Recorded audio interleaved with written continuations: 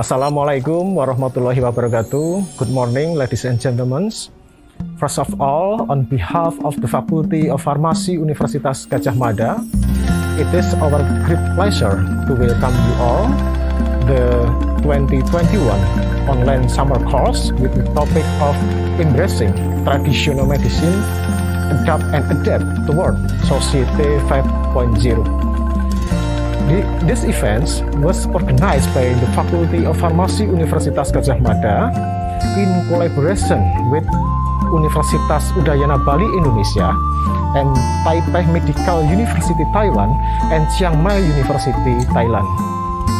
The 2021 online summer course is annual and great start for gaining more knowledge on traditional medicine. The Good morning, spirit to everyone. develop It's so herbal wonderful medicine to see you all. must be started from the bachelor program. Hopefully, we can produce more natural medicine in the new future. Ladies and gentlemen, we are still facing the COVID-19 pandemic, so that we organize this year's summer course virtually. However, I do wish the participants will get more benefit and knowledge. Ladies and gentlemen, I would like to thank our distinguished speakers who share the knowledge and experiences and open an insight to the participants. And special thanks to the committee for your hard work, smart work, brilliant ideas, and great teamwork. For participants, please enjoy the event and online summer course this year. We always do the best for you. And officially, I would like to open the summer course this year. I hope it is useful for us. Thank you very much. Billahi taufiq wal hidayah. Wassalamualaikum warahmatullahi wabarakatuh.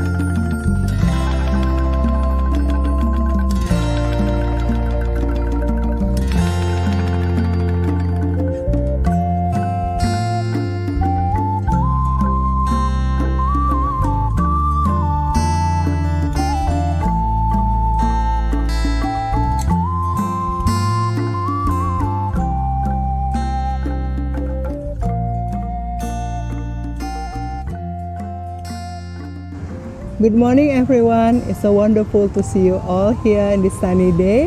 Thank you for coming and joining us on online summer course 2021.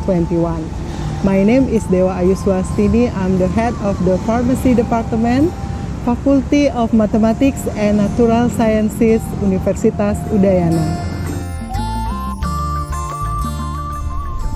So, before we get started, I would like to express my gratitude to Faculty of Pharmacy, Gadjah Mada University, that involving us in this collaboration, and for the other partners who joined this online summer course, Taipei Medical University and Chiang Mai University.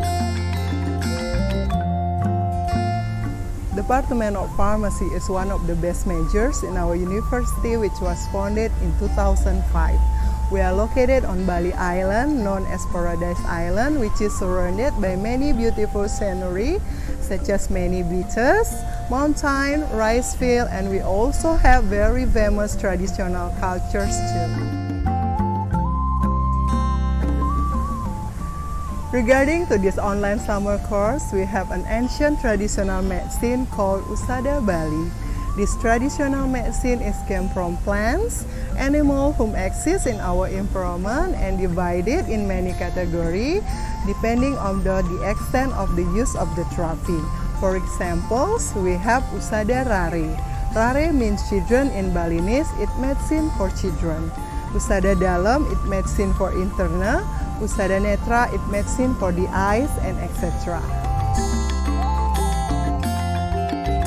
We will learn about it in this online summer course, but if you're very interested, you can visit our website at pharmacy.unut.ic.id. because in 2010 we have already carried out international student exchange activity in the International Pharmacy Visitation. They held in our campus, conduct a field visit to the community and to the traditional medicine industry for a month. We also offer an international courses under Udayana International Office, namely Balinese Traditional Medicine and Complementary and Medicine for Tropical Disease. Hopefully you can enjoy this course because next few days we will learn a lot about herbal in Asia, learn about traditional medicine from bottom to up, start from raw material standardization, production and the regulation. For special event, you can join us by make your own traditional medicine product. Once again, I hope it will be memorable and fulfilling for you, not only because of the course, but here you can meet a lot of new people, making friends along the way. So after the pandemic is over, I hope this course will continue with semi-offline models, so you can visit us at Yogyakarta or Bali as well as we to your country. Once again, thank you. Enjoy your course. Bye.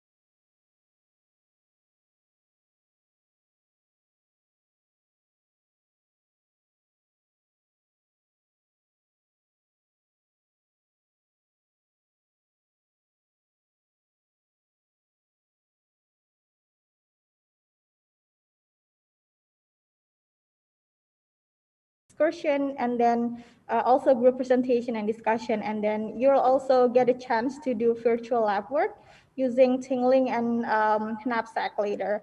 And also don't worry, we're gonna have some fun cultural session and also ice break to keep you excited during the summer course. And then after synchronous session in the morning, we're gonna have a synchronous activity in the afternoon, and that's basically doing assignment either individually or in a group. So we have several essays assignment. Some of them are individually submitted. Some of them need to be submitted in group. And then there's gonna be other projects as well that are supposed to be submitted as a group. And most of these are team-based or case-based learning.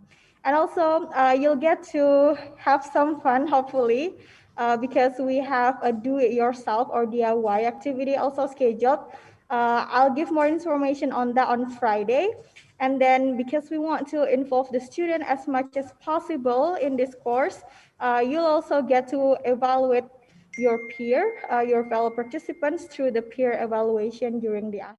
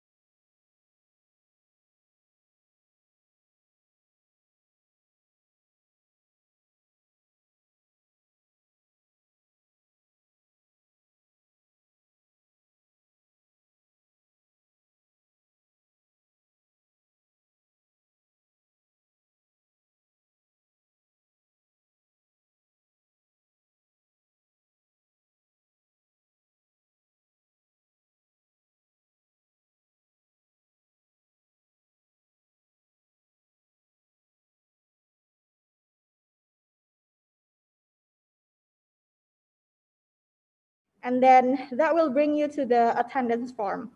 So how it's organized, it's based on the time each session is conducted. So except today, we're gonna have at least 2 times for the attendance. So make sure you at least record your attendance twice a day. So the first one is gonna be during the synchronous session, which is around 9 a.m. to 12 p.m. And then the second part is the asynchronous session, which starts at noon to 6 p.m. And then when the time for that session is reached, basically you'll see this sign of submit attendance, and you just need to click that to record your attendance.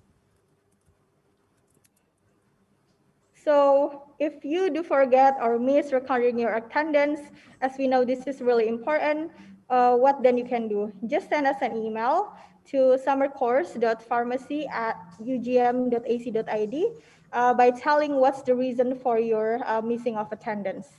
And then we'll try our best to accommodate that. All right, next we're gonna go over a little bit of rules that hopefully will create a great atmosphere during our online summer course so our course can run smoothly. So first of all, I think this is the basic of other rules. Be respectful to others, be respectful to the speaker, be respectful to the committee, be respectful to your fellow participants. So please join the meeting 15 minutes prior to the scheduled synchronous session.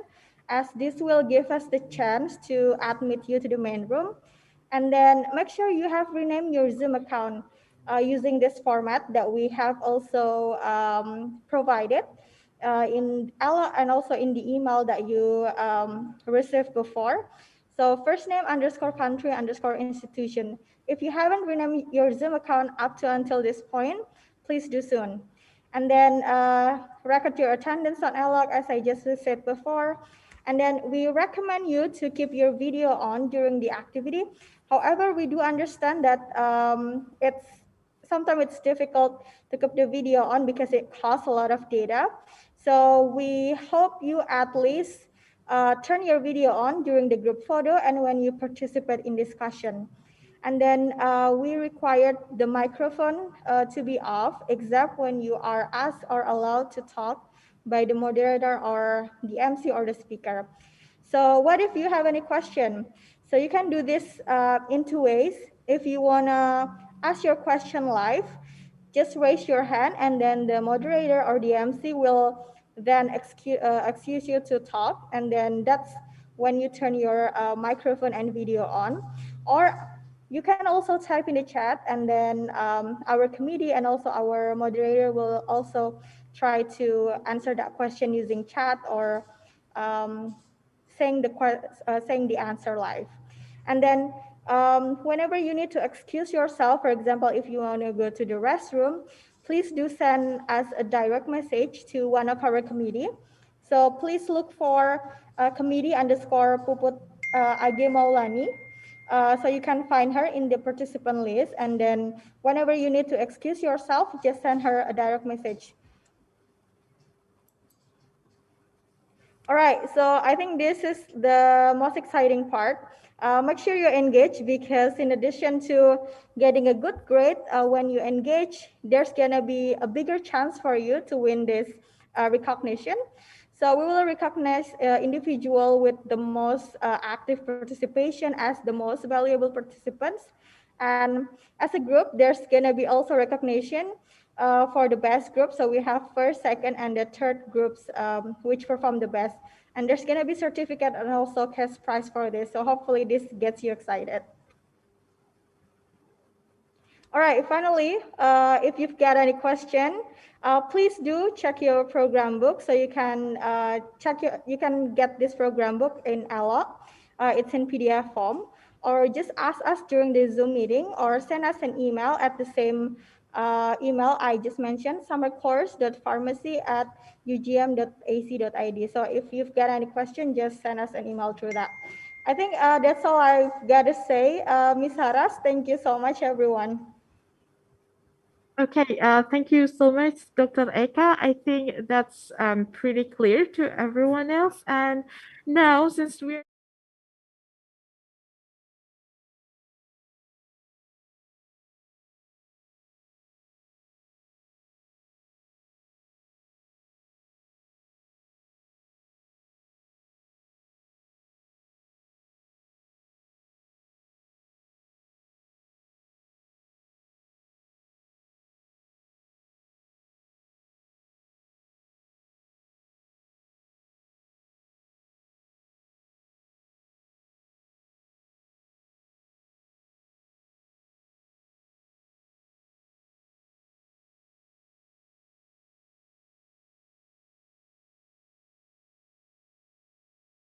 And I'm here with my partner. Hello guys, I'm Evra. For the next 10 minutes ahead, we will guide the ice-breaking game that is called the one-word game. And what are the rules for the game, Evra? Okay, so the rules are simple. In this game, participants should describe about themselves in only one word and write that word on the website called Menti. We will show the room code on screen so everyone can participate in the game. Yep. So let's make it simple. You can join the room by going to Menti website and make sure you write down the code that lists in the comment section. Okay, please allow me to share my screen and show the code.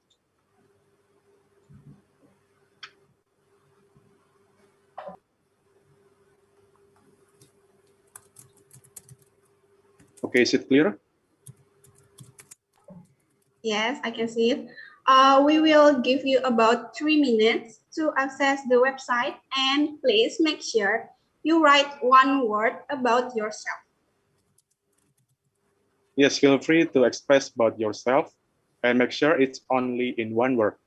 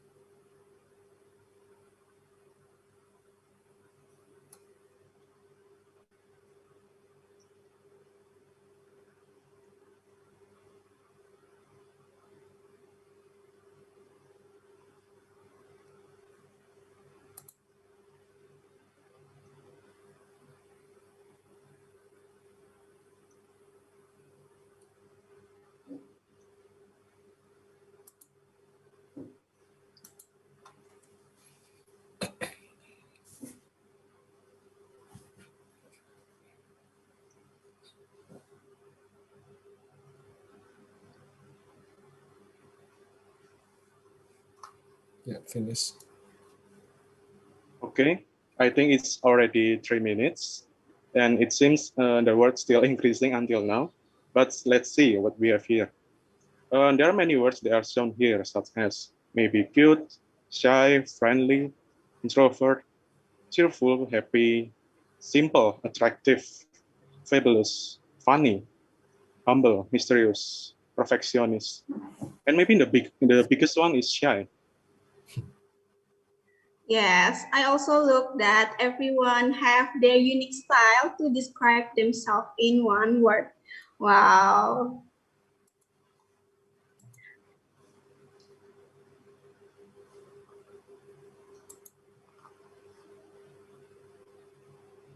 Okay, I hope we all can get into know each other a little more from this. Now let's go to the next session, and we will see you next time. That's really fun. And also we can see that all of the participants have a lot of interesting and diverse personalities. And I hope you guys enjoy the rest of the course and see you again. Thank you.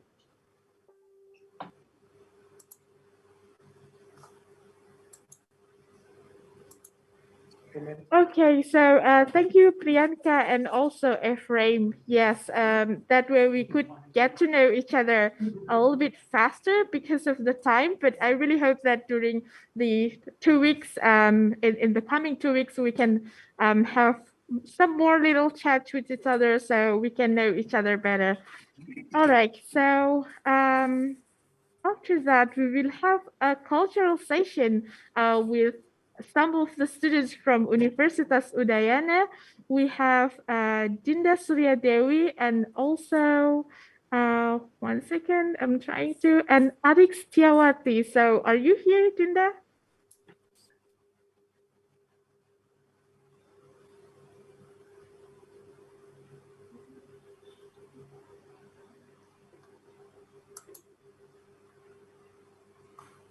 All right, I think Dinda is not here. Oh, okay, but Dinda is here already. Okay, good morning. Good morning. So are you ready with something that you would like to try on us, Dinda? Sure, I'm already ready. Okay, so time is yours, Dinda. Okay, thank you for the chance.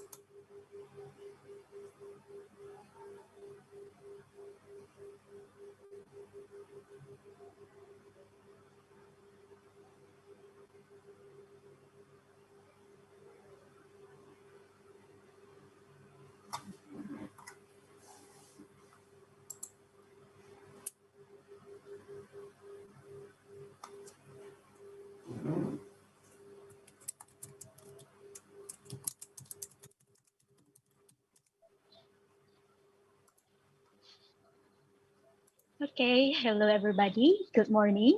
Thank you for the chance given to me. So in this session, I will explain about Balinese dance and especially basic position of Balinese traditional dance. Okay, before we learn about it, I would like to introduce myself. My name is Kadek Dinda Surya Dewi. You can call me Dinda. And in this session, I'm not alone because I will help by my partner. She is Arik Setiawati. You can call her Arik. She will be my models in this session. So before we start learn about the basic position that can use in Balinese traditional dance, I will tell you a little information about Balinese traditional dance. Balinese traditional dance is an ancient dance in Bali that can usually connected to religious rituals and also can be the expression symbols of Balinese people.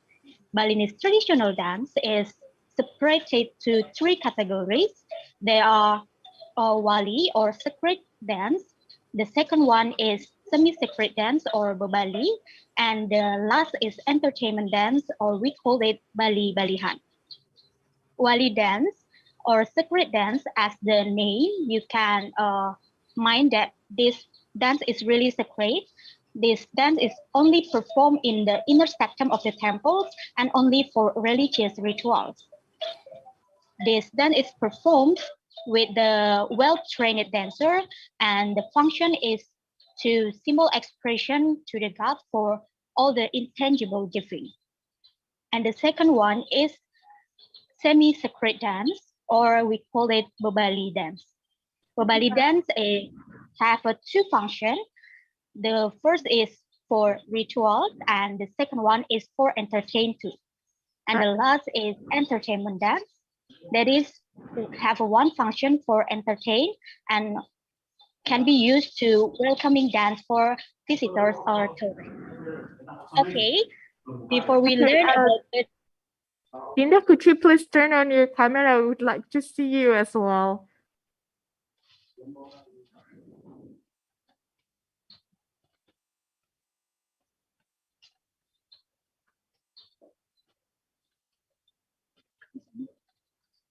okay, I'm sorry because this is the different device from the camera used.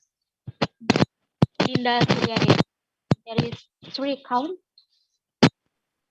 Okay, whenever you're ready, Dinda.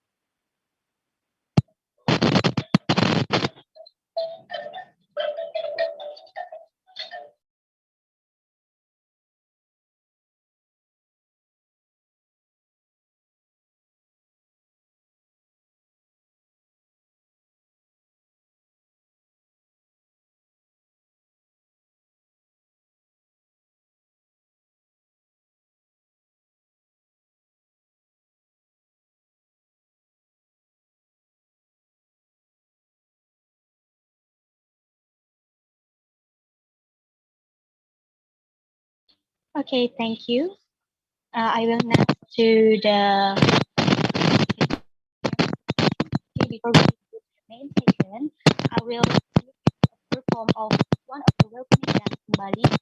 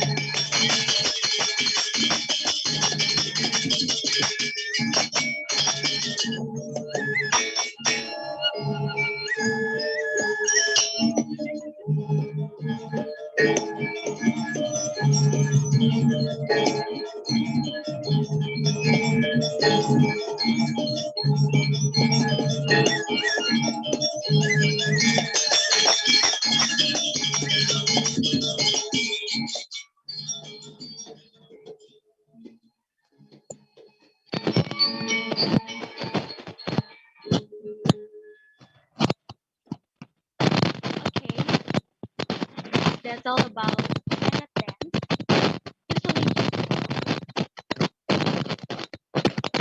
It's usually used for welcoming ceremony for tourists or visitors that visit Bali. So we can next learn about Balinese dance in a basic position and basic expression of Balinese traditional dance. The first one is about the foot place. Okay, we're starting from the foot.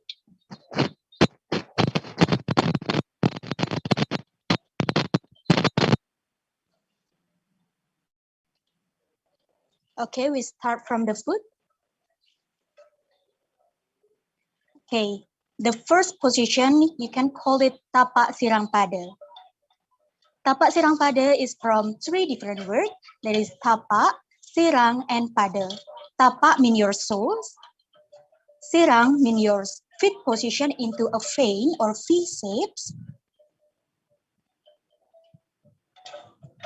Okay, then give a space for between your heels for about 4 fingers, like this. And the last word is pada. That means that your feet position into a same angle. And for this position, you must make your toes up, okay? Keep your toes up like this. Okay, this is the first position you must know for Balinese traditional dance. Next to the body position,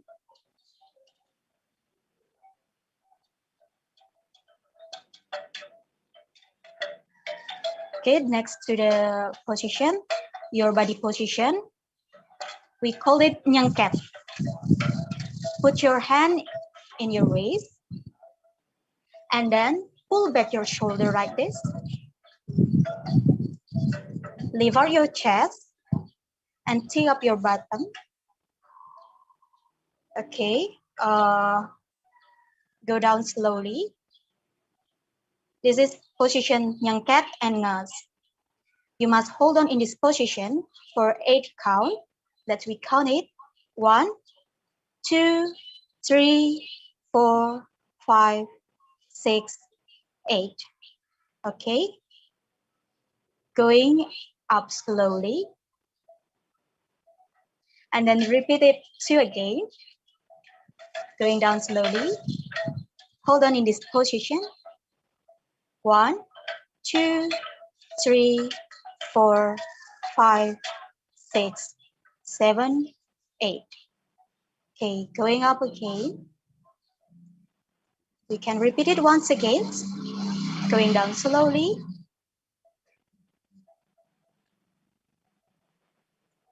Hold on in this position. 1, 2, 3, 4, 5, 6, 7, 8. Okay, you can follow our position for our participant because this is used for warm up. It's like your workout, maybe in your home.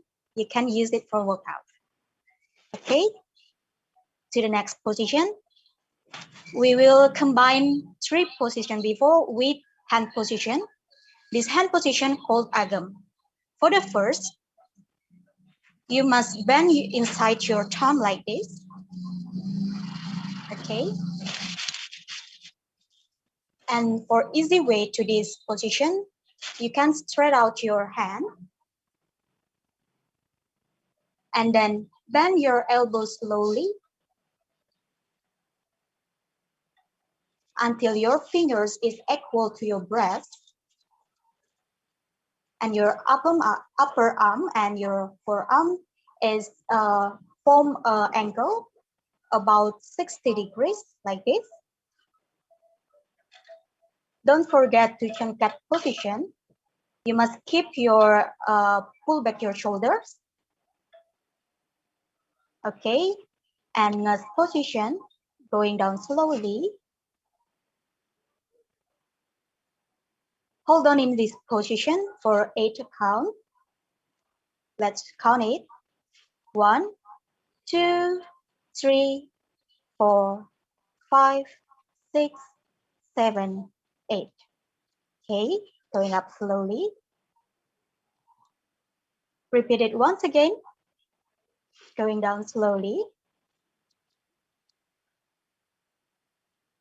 1, 2, 3, 4, 5, 6, 7, 8. Okay, going up again. There are 3 parts of agam. This is named middle agam, and the others is right agam and left agam. So we will next to right agam. This right agam is have a different rules with middle agam. So when you want to this position, want to right agam position, we are starting from the foot. Okay, before that, you must place your left foot in front of your right foot. Put in the middle of soles of your right foot. Don't forget to have a space for 4 fingers. Keep your toes up. Okay. And your body must bend to right. Okay. And your left hand is equal to your breast. And your right hand is equal to your eyes. Okay. Your head is bent to right too. And your butt is placed for the left. Okay. This position called right agam. Holding for 8 count. 1, 2, 3, 4, 5, 6, 7, 8. Okay, going up slowly. And go down. Hold on for 8 count again. 1, 2, 3, 4, 5, 6, 7, 8. Don't forget to smile. This is very important expression of Balinese traditional dance. Okay, next to the left agam. The left agam is have a different rules in the right agam too. Okay, starting for the foot position. You must place your right feet in front of your left feet. Don't forget to have space about 4 fingers and keep your toes up.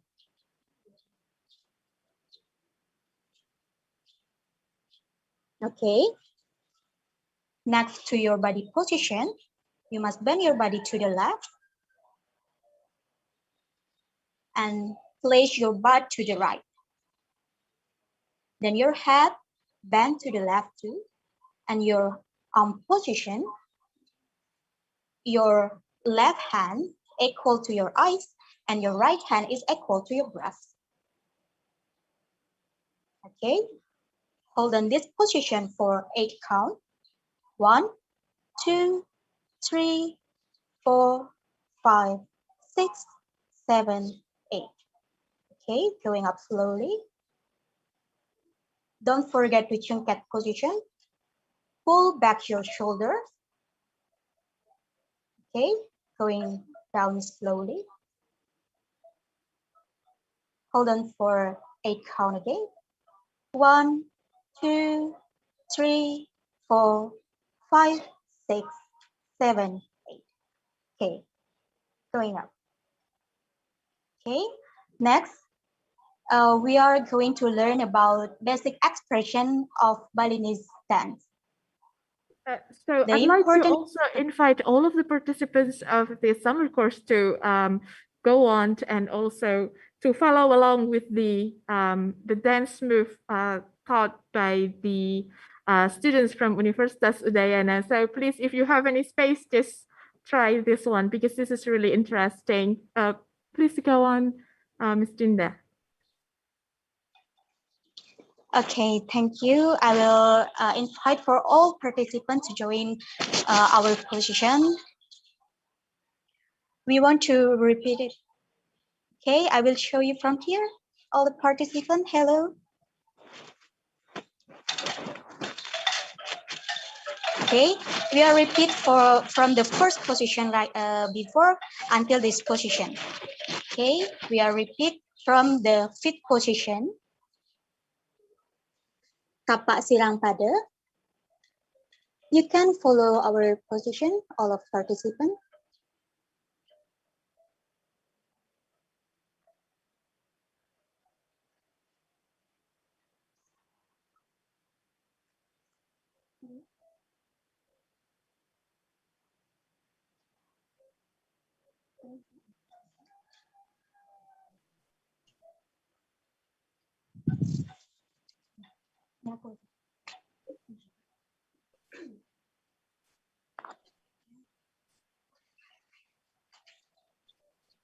Okay.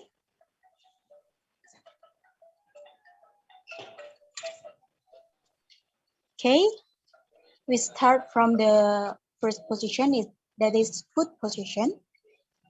Your feet must be into a fan shape, like this. And keep your toes up.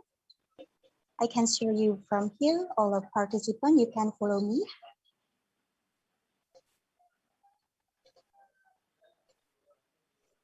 Okay. This position name is tapak sirang pada position.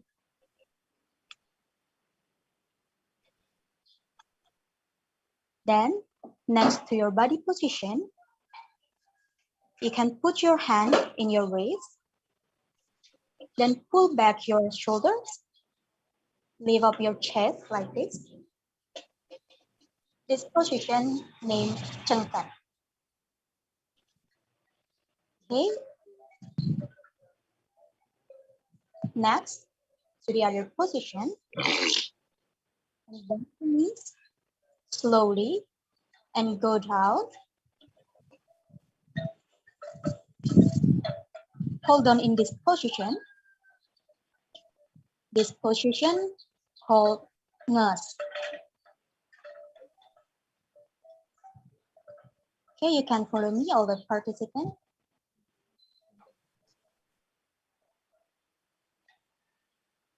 It is really important position in Balinese traditional dance. You can doing this position during performance of Balinese traditional dance.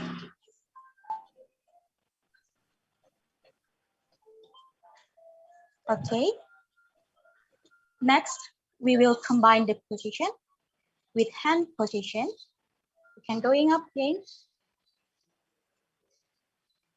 So the hands position called agam.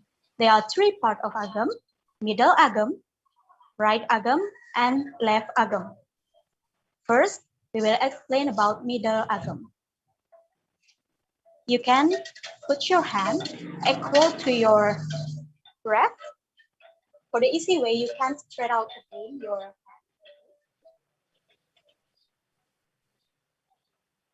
And then bend it slowly. Don't forget to bend your thumb like this. The rules of middle agam is your hand is equal to your breast. Okay. Then we're doing position again. Go down slowly.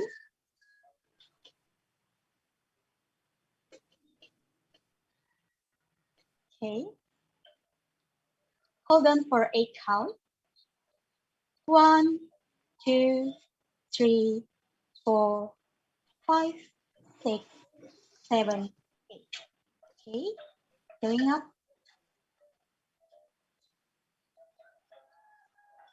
And then repeat it once again. Going down slowly.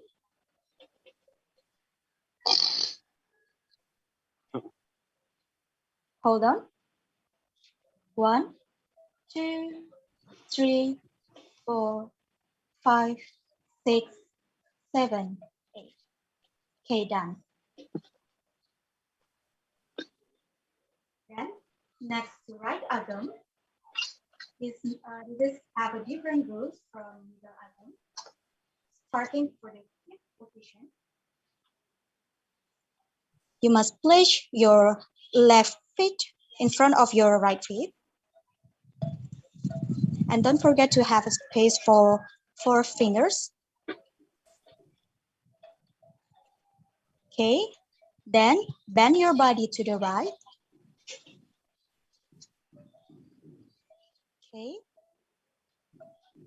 and then your hand position, your right hand is equal to your eyes.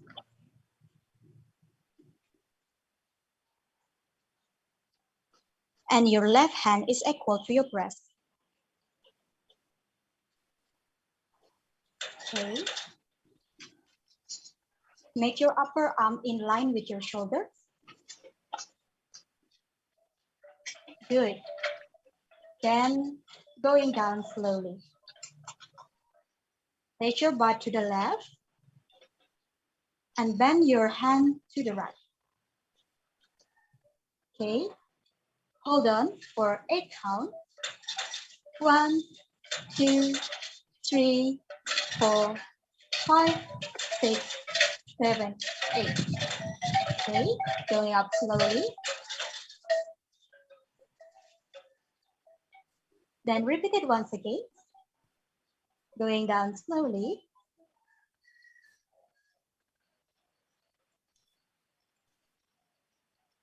Okay.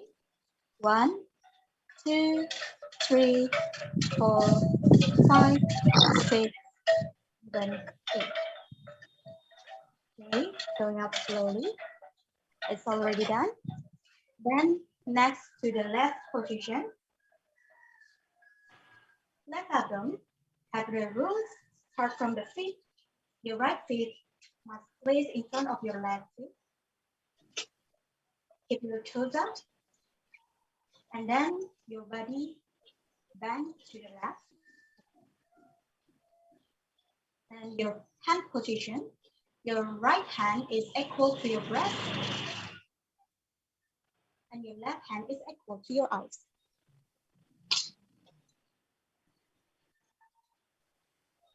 Okay. Going down slowly. Place your butt to the right and bend your head to the left. Hold on for 8 count. 1, 2, 3, 4, 5, 6, 7, 8. Okay, going up slowly.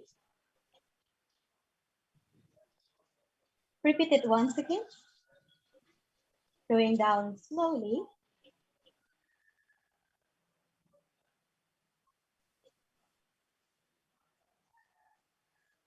Hold on for 8 count. 1, 2, 3, 4, 5, 6, 7, 8. Okay, done.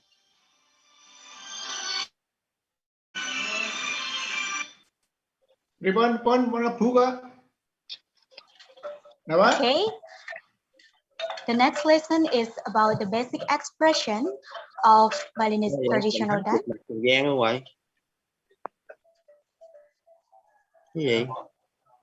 Okay. Bỏ về.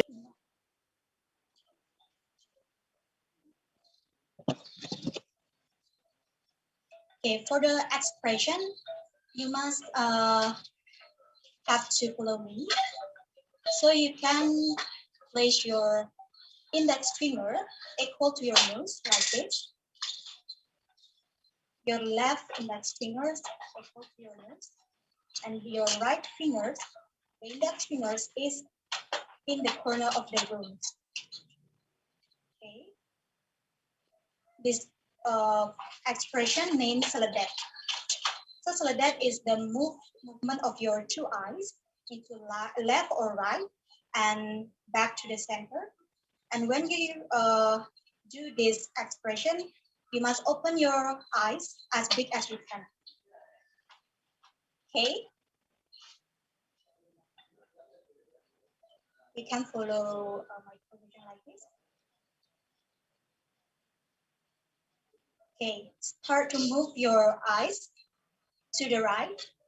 You can see your right index hand. Okay, start. And back to the center. Open your eyes as big as you can. Okay, repeat it. To the right, back to center, right, center, right, center, and open your eyes. Don't forget to open your eyes as big as you can. Okay, this name is right slider. Okay, we are repeated once again. Look to the right hand, back to center. This expression is followed by your chin. Okay, repeat it once again. Right to center. Right, center. And once again, look right and back to center. Okay. For the next expression is left slider.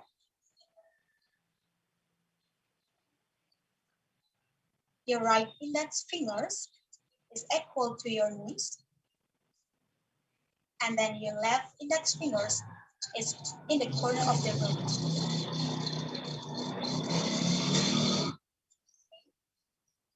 This is the movement your two eyes to the left and to the center. And open your eyes as big as you can.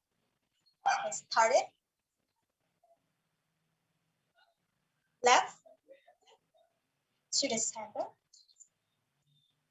Left, center. This expression is followed by your chin. Left, center. Left, center. Okay. Take a break for 5 seconds. We will repeat it once again.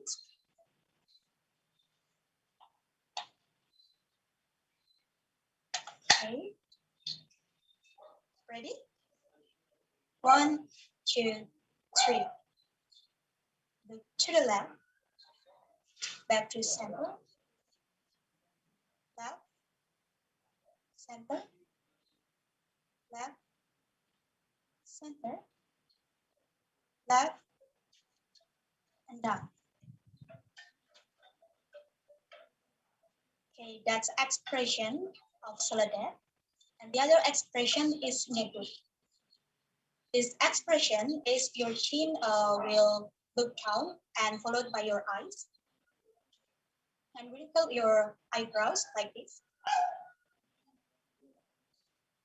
Look down your chins. Look down with your chins. Okay, start it. 1, 2, back to center with your eyes as big as you can. And your eyes as big as you can. Okay. Again. 1, back to center. Look down. Back to center. Look down. Back to center. Once again. Look down. Back to center. Okay. That's all about basic position and basic expression that you can use in Balinese traditional dance. If you have any question, you can ask me in this session, or I will waiting you for coming to Bali if this pandemic is already done. Okay, thank you for your attention. Okay, thank you for your attention. Thank you for the chance given to me. I do apologize if there are any mistake in this session. Okay, thank you so much, Mbak Dinda. It was really wonderful, and I saw indeed some of you follow along with the move, and indeed it is very hard.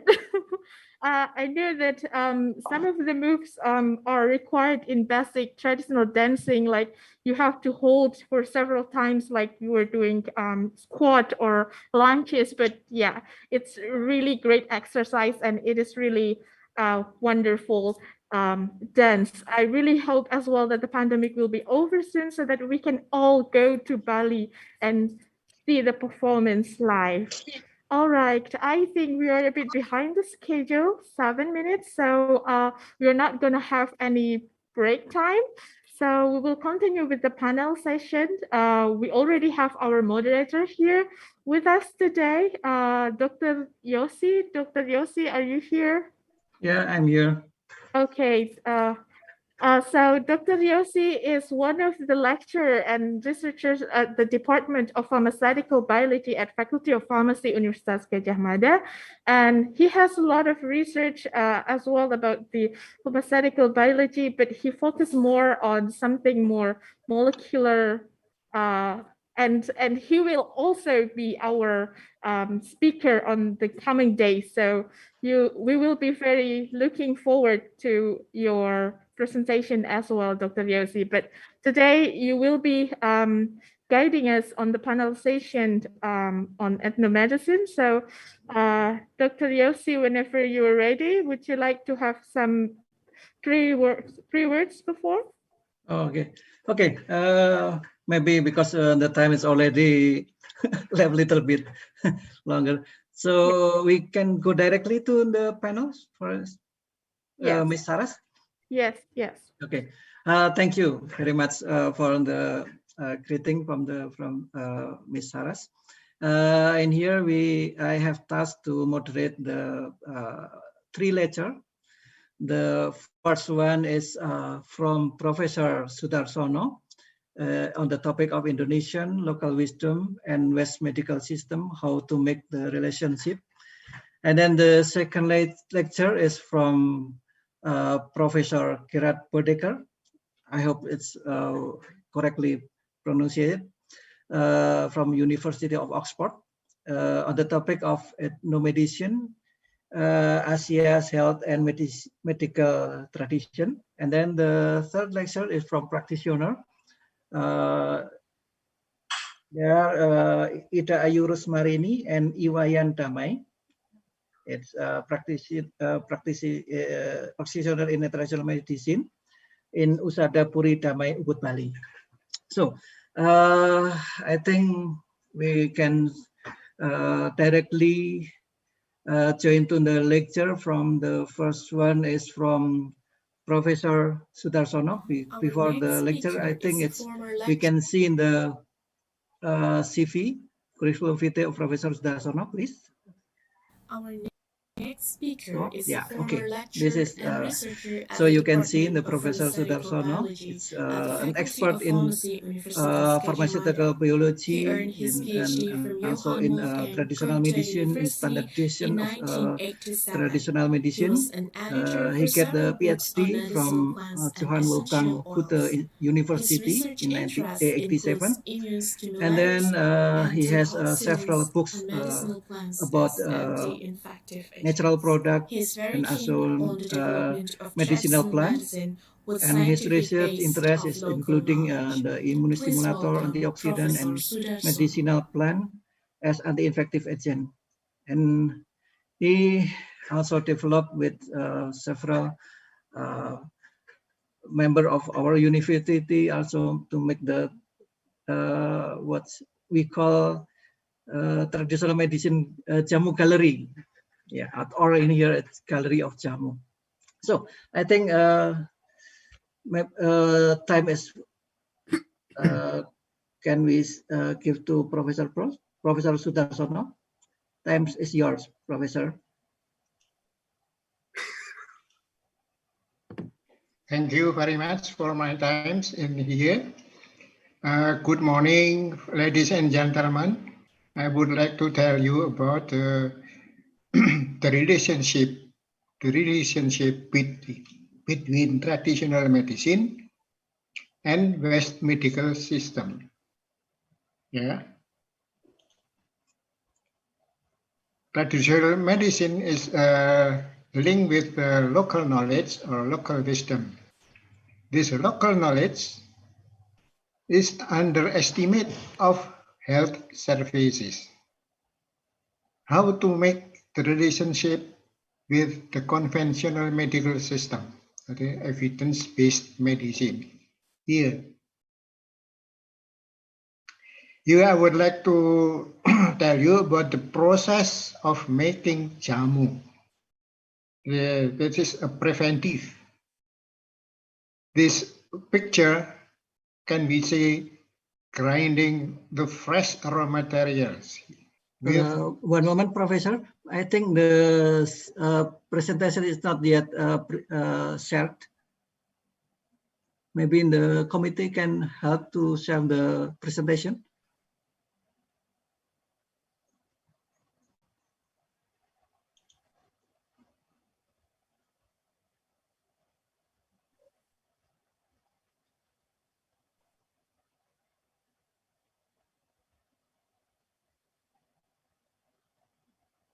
Please, the committee.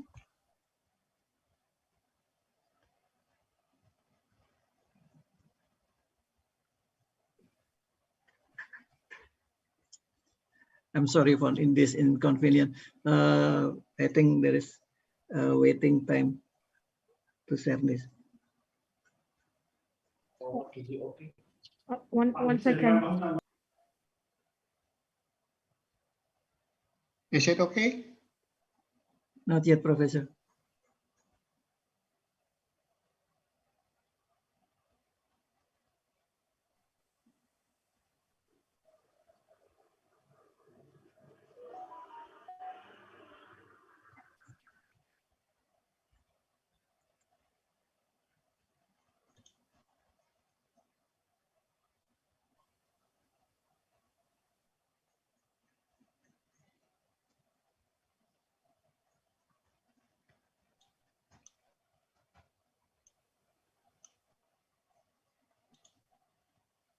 Okay, I think because it's too long, maybe you can just present your presentation, Professor. Okay. Thank you very much for my time for presentation. The big topic is the embracing traditional medicine, adopt and adapt towards society 5.0. And also the narrower topics is several examples of the Japanese philosophy in the traditional healing within the health and illness. And then the other topic is relationship between traditional medicine and West medical system. Here we can see the local knowledge. Here in the side we can see conventional medical system. Yeah, the local knowledge is the here you can see we can hear. This local knowledge is often underestimate of health services. How can we make relationship? Here the picture is the process of making jamu, grinding the fresh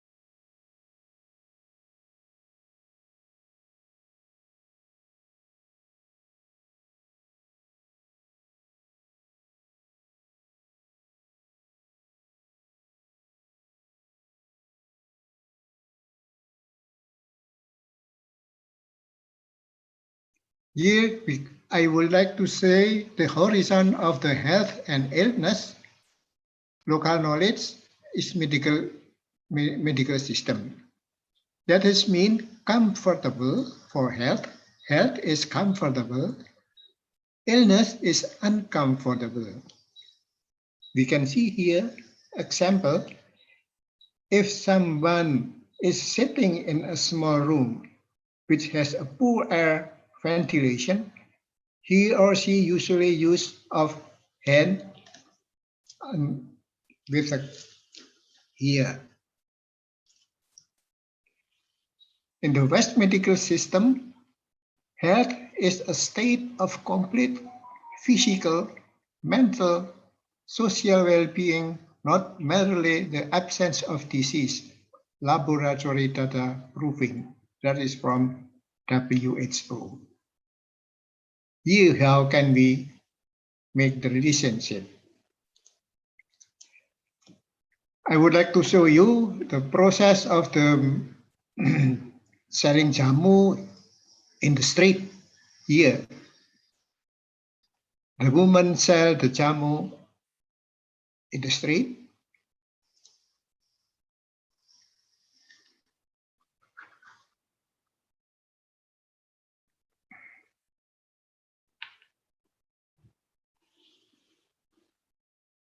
And also here the becak rider.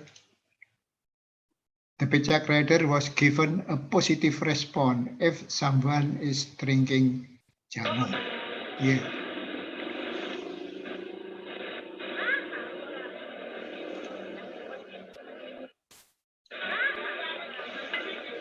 Here, becak. The becak rider was given a positive response if someone is drinking. Here, the woman make the jamus in the coconut shell of the coconut fruit, which has already turned in black color.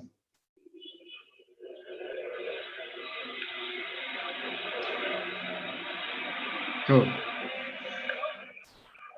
jamu is usually taken by the people for their health care. Yeah. Is to mix the jamu's ingredient. Jamu is still exists in several streets at Yogyakarta. How to prepare traditional medicine or jamu? The people are usually used gandhi, and pipisan,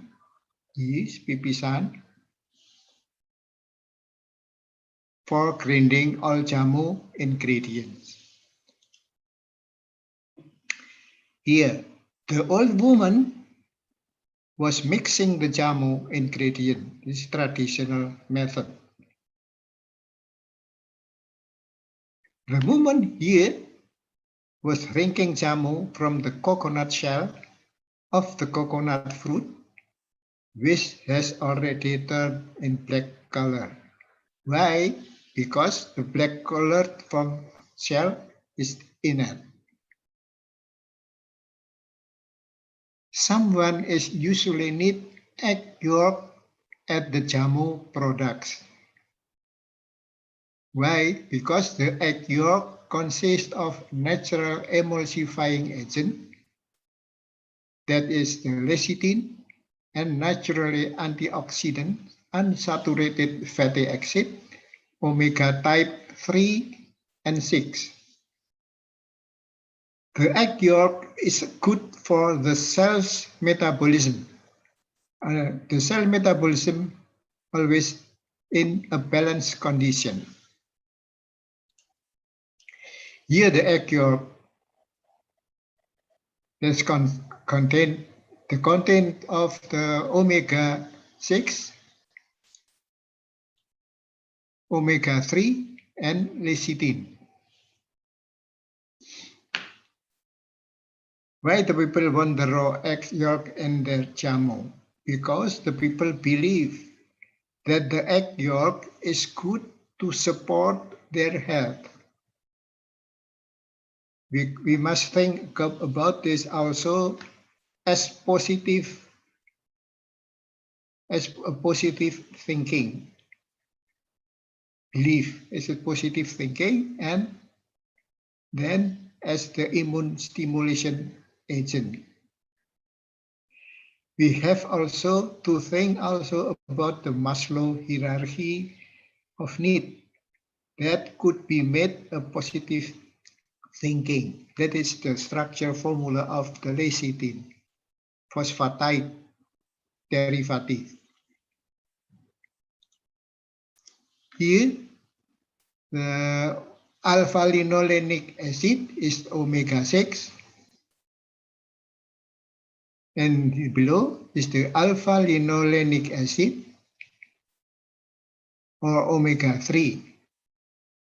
The egg yolk contains lecithin as emulsifying agent, unsaturated fatty acid, omega-3, omega-6 as antioxidant. That is, here is scientific aspect. Here also, the traditional medicine we can call temu-temuan as jamu ingredient. Here kunyit, curcuma domestica, and the right side is curcuma santorisa, temulawak. Kunyit, the people use for the pegal lino. In standardized herbal medicine, here the same as osteoarthritis, anti-inflammation, is curcumin. Curcumin, monodesmethoxycurcumin, bis-desmethoxycurcumin has an effect anti-inflammation. But we can see here bis-desmethoxycurcumin here inhibit the bile excretion. So here the temulawak, in the local knowledge, it is used for the children who have no appetite. The standardized herbal product, the temulawak can also stimulate bile fluid. What kind of the substance is santorisol, component of the essential oil. Here, the kunyit rhizome, here the flower of the kunyit, 3 months. Here temulawak, here the flower of the temulawak, 3 months also. So the color of the flower is not the same. Here the traditional method for preparing jamu, traditional drying method. Here, the people use wajan. Here is drying method.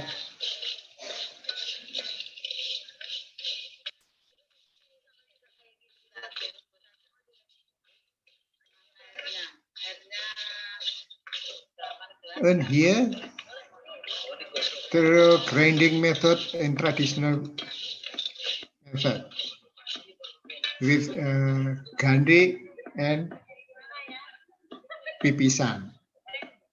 Here, this traditional method. Here, the grinding.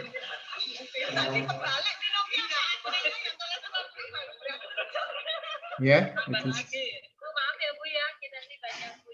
Okay, that is the not finished. The selling of the jamu product, here we can see in each bottle have the banana leaf is used as bottle cap.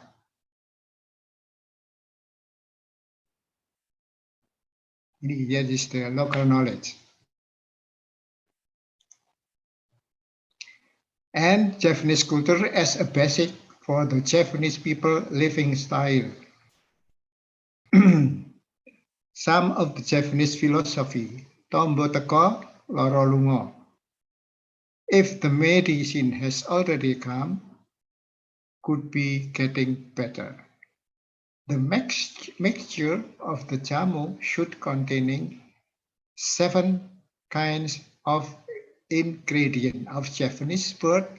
7 is P2. P2 is the mean 7. P2 same as pitulungan of Japanese. Help.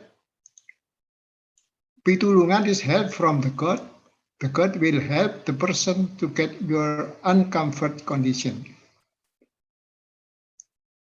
to comfortable condition.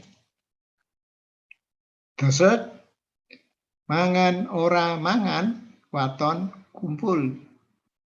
That is mean communication between each other is more important than something to eat as living fundamental. If we look at the Maslow hierarchy of need, to eat food and so on is in the basic. Here, communication is more important. This, it could be used as the collaboration meeting basic in the future. Here also example. Turutan pituture wong tuwo. Here with the Japanese word. Turutan pituture wong tuwo. Follow your parents' advice. Here that is mean in English. Follow your parents' advice. The target is the children. The children believe this because the parents, with the parent. Here also positive thinking. I would like to show you the traditional medicine in Bali, Denpasar. Here's the Balian medicine man, the Balian. The Balian was looking for the health problem. He is the patient. The Balian looking for the health problem. And then the Balian make the traditional medicine, mixing the traditional medicine.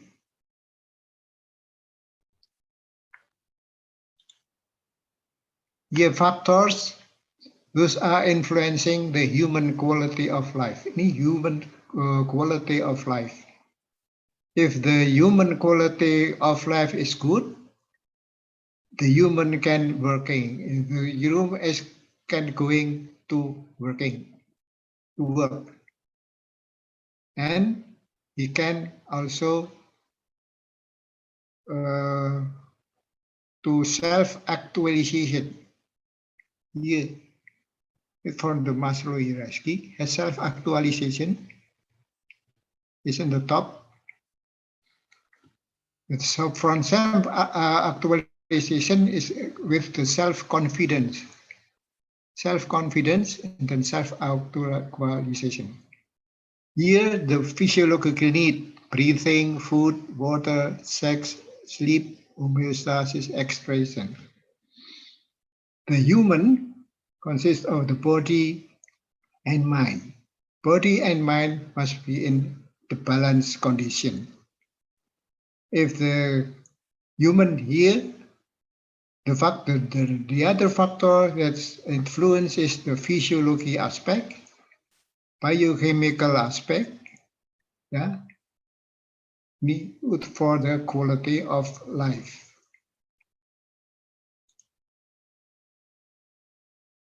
Physiology aspect, biochemical aspect, cellular aspect is come from for the human body and mind. And also we have brain. The brain consists of the hypothalamus and that is the oligopeptide hormone secretion. From the psychological aspect, here if negative thinking, that is the stress physiology. from the biochemical aspect, we're not in balance, oxidative stress. Here stress, if the long time of chronic stress would be as developed in the metabolic syndrome or disease.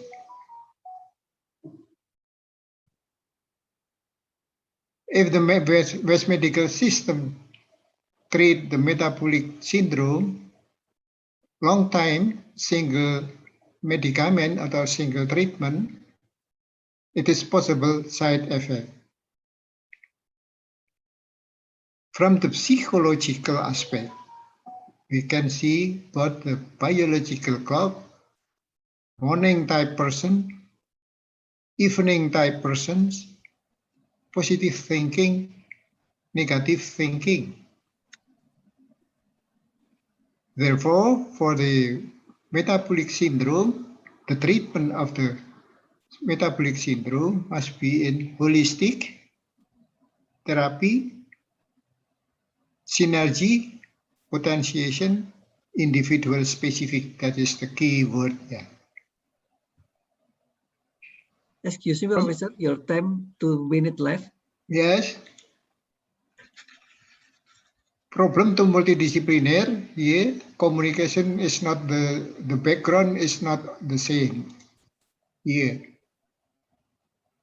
It is not the same from the local knowledge and the West medical system. In the future, must in the collaboration between stakeholders, herbal medicine, win-win solution here is the point for the collaboration.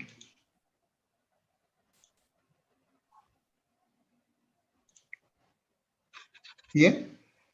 The local wisdom scientific clinical approach, this is the example Pare Momorgike with metformin with diabetes type 2 and so on.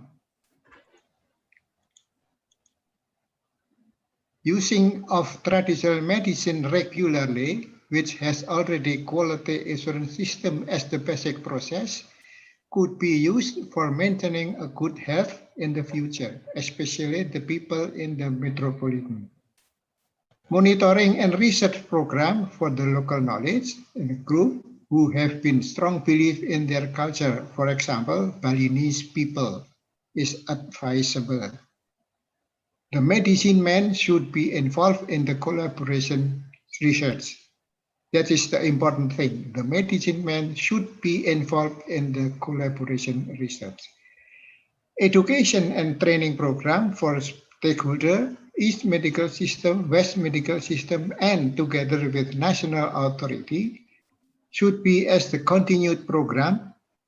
It is advisable to create a gallery of traditional medicine or traditional gallery, a gallery of jamu as an information center for traditional medicine, include jamu, and to maintain the culture's existency in the future.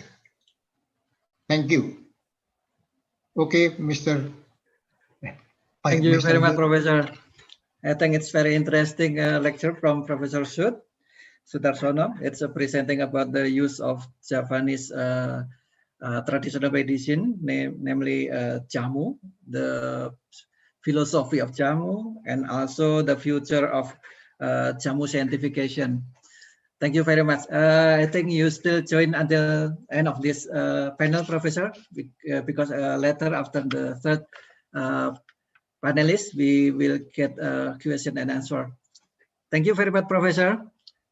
And then the next, I think we can invite Professor Gerard Bordeker, the next presenter, the next lecture.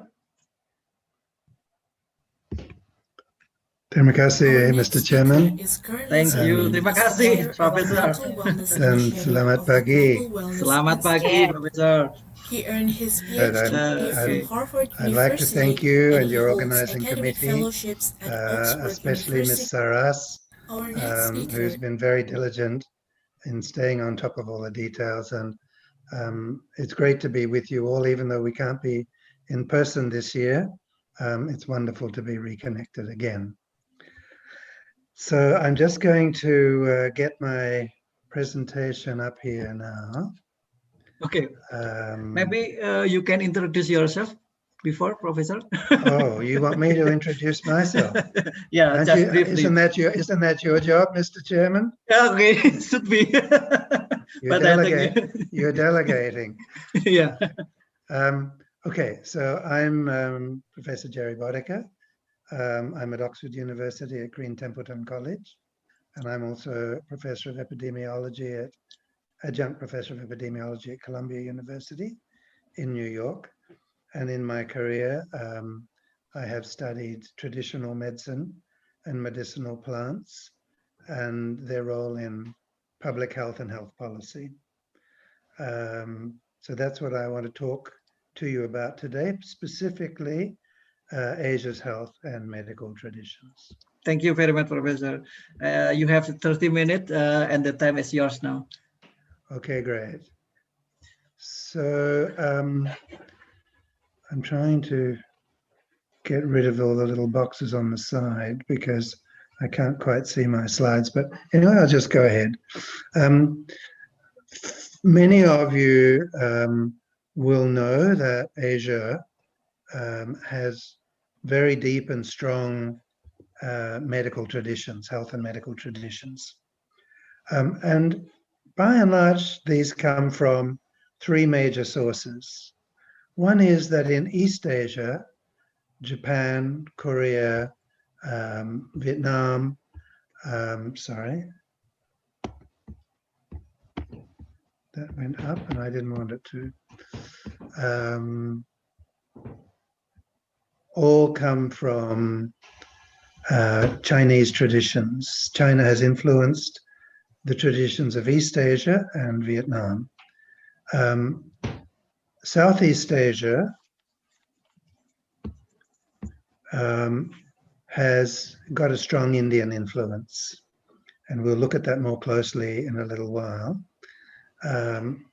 Vietnam, not as an Indian influence, except for the area around Da Nang, where the Cham people were, which is a very strong Indian influence.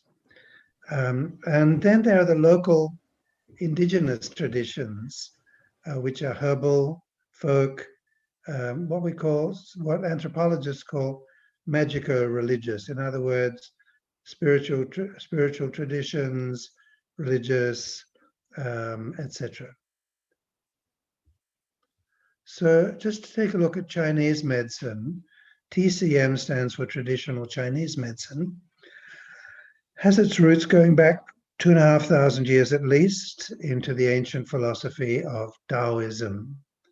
Tao, the word Tao, really means a sort of universal underlying field of what today we would call the unified field in physics, quantum level of existence, where everything gets organized.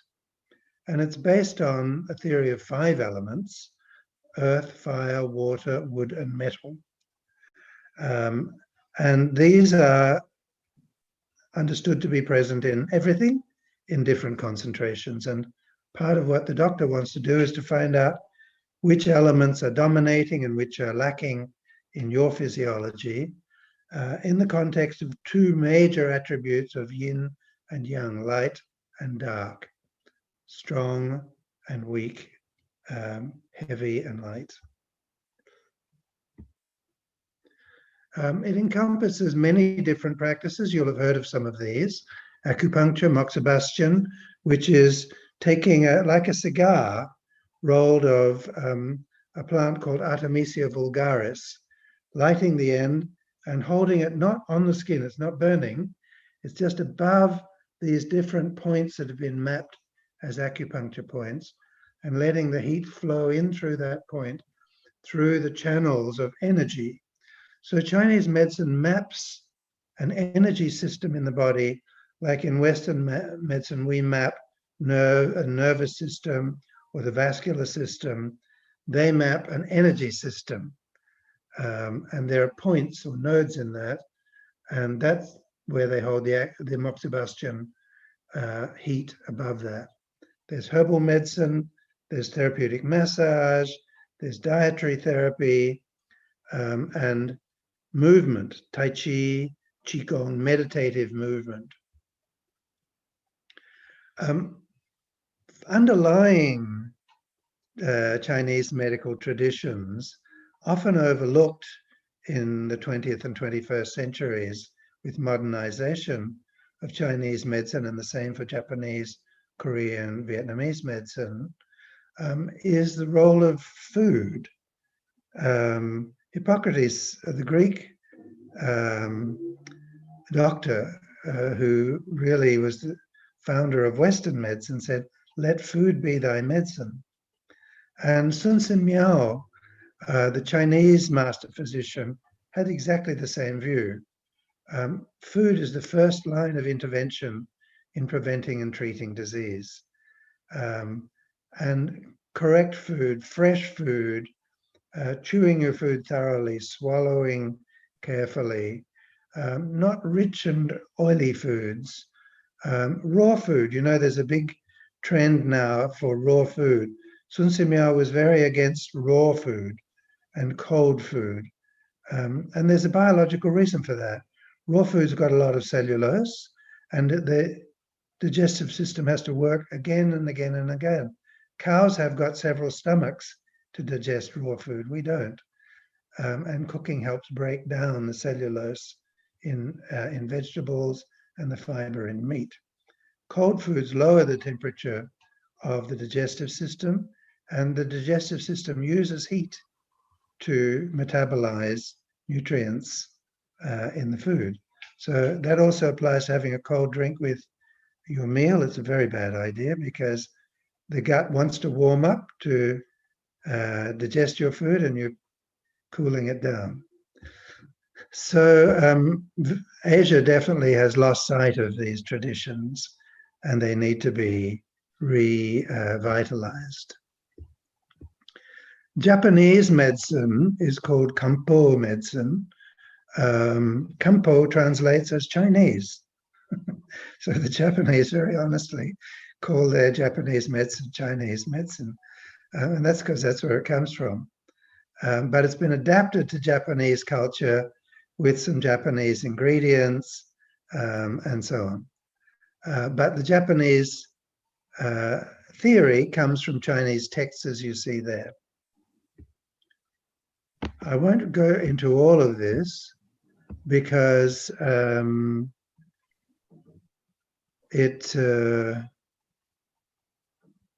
you'll get the handout for this. The Japanese also have a tradition of using thermal bathing, a very hot thermal springs. Now, in Indonesia, you also have some thermal waters. You're a volcanic nation like Japan. We're getting some scribbling on the screen here. Can we not do that? Thank you. And there's a whole lot of research now showing that raising the temperature enhances immunity and promotes strengthened metabolism and so on. So now moving on to, oh, I've lost my screen there, huh? What's happened, Saras?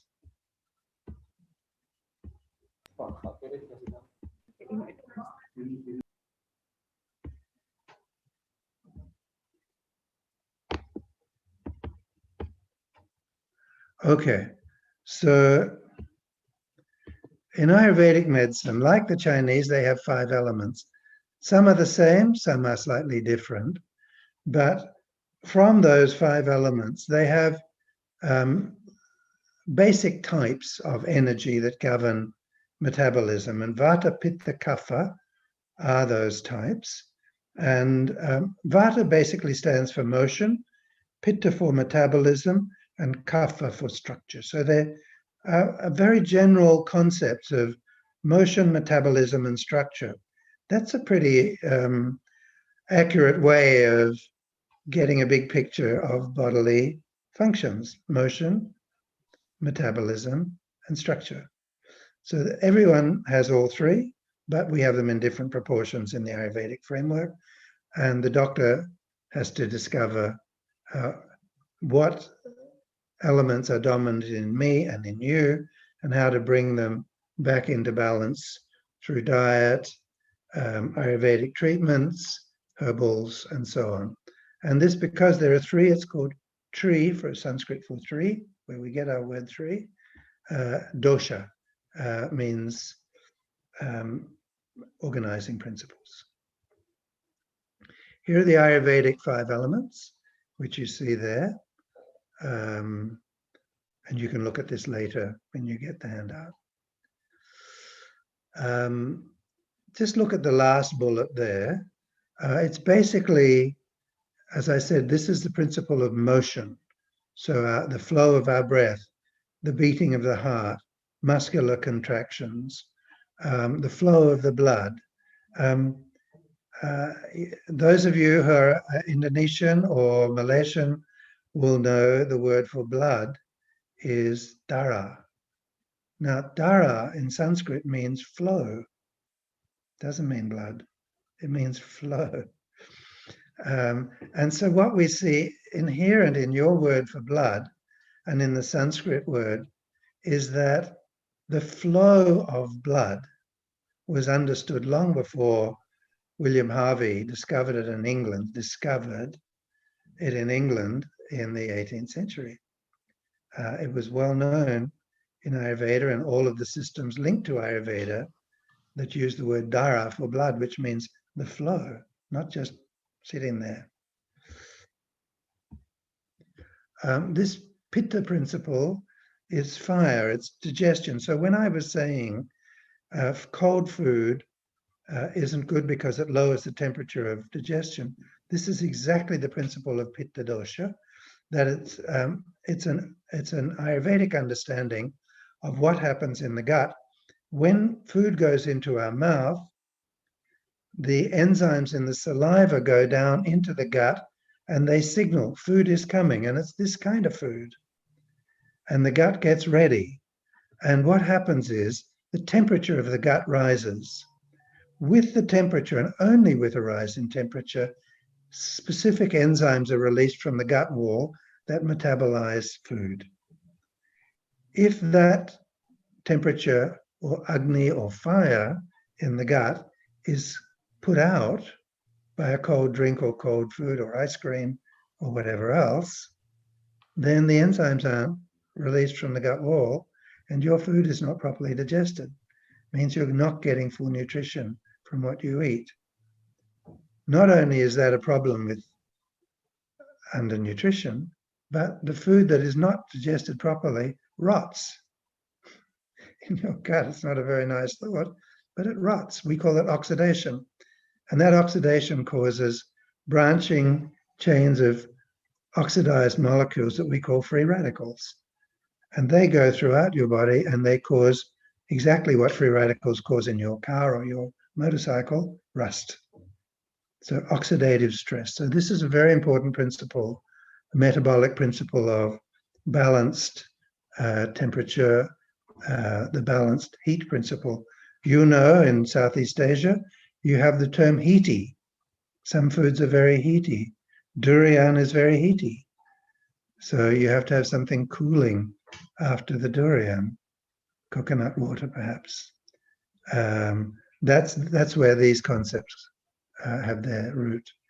And the last point under kapha, the structure principle, Ayurveda is looking at this as something that hydrates, that lubricates, maintains immunity. So the concepts that we have in Western medicine are there, but they're there under more encompassing headings. So I've talked about digestion, and basically the goal in Ayurveda is balance. You know, we hear that a lot these days, particularly during this pandemic, of boosting immunity. Boosting immunity is a very bad idea. You want to balance immunity. Boosting immunity is exactly what the coronavirus does. And so that results in an overreaction of the immune system that we call a cytokine storm, related to excess inflammation in the body, and the immune system starts attacking the body.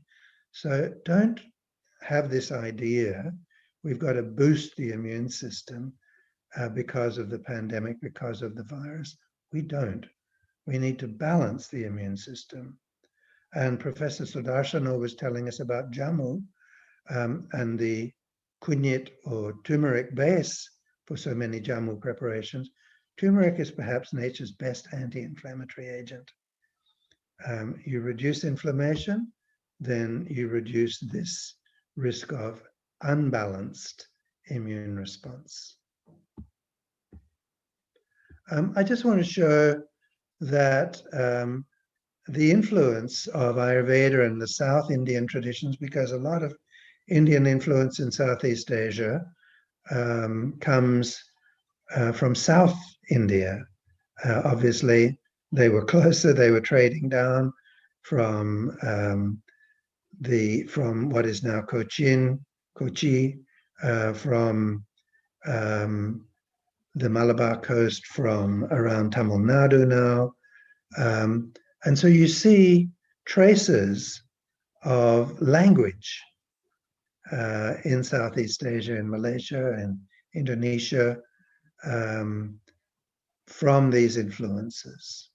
So one of these is a Siddha tradition of combining anti-aging elements together in an anti-aging or longevity preparation. It'll surprise you to see mercury in there, but they purify the mercury out. They use the oxide. They use plants to detoxify it. They've got many stages in that. But from that, we get the Malay and Indonesian word panchalogam, which essentially means an amalgam. I do a lot of work in Malaysia. I have a home in Kuala Lumpur, although I'm speaking to you from Australia at the moment, from Perth. But panchalogam, if I say that in Malaysia, everybody thinks I mean alloy. But if you take the two words apart, pancha means 5, logam means metals, 5 metals.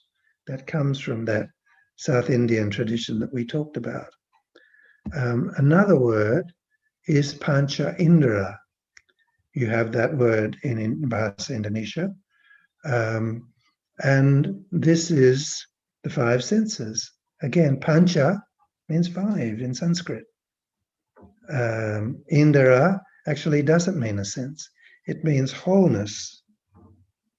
So it's saying each sense is a kind of universe of its own experience. If you close your eyes and block your ears and close your mouth and don't touch anything, and someone puts some rose under your nose, then that becomes a world in itself. So each sense is a world in itself. Pancha Indra, 5 universes are the 5 senses. So these influences are there in the language still. And nadi. Nadi is a South Indian, or is a Sanskrit word for pulse. It's also the same, it means pulse in Bahasa Indonesia, Bahasa Malaysia. And you can see here, this is a friend of mine with the grey hair, Dr. J.R. Raju, taking the pulse, Ayurvedic pulse. So these are the influences.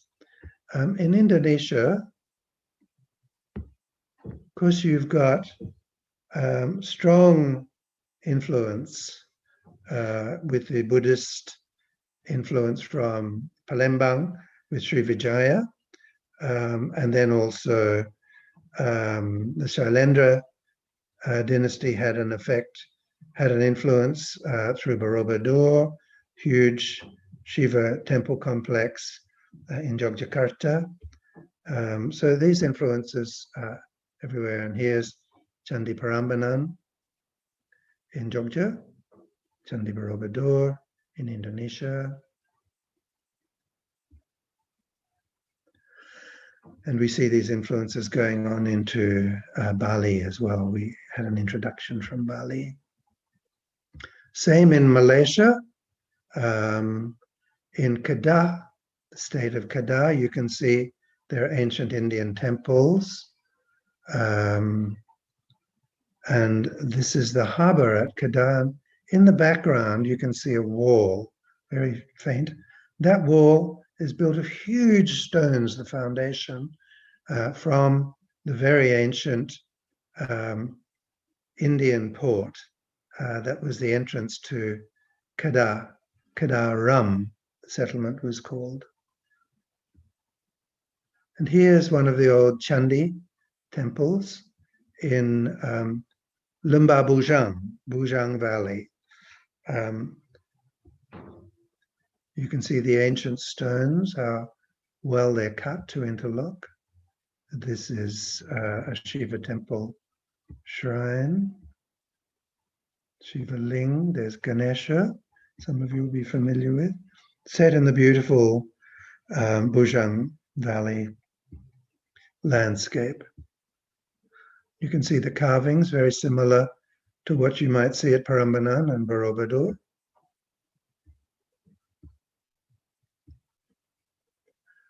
This is the Buddhist influence. You can see the Buddha statue and Buddha coins.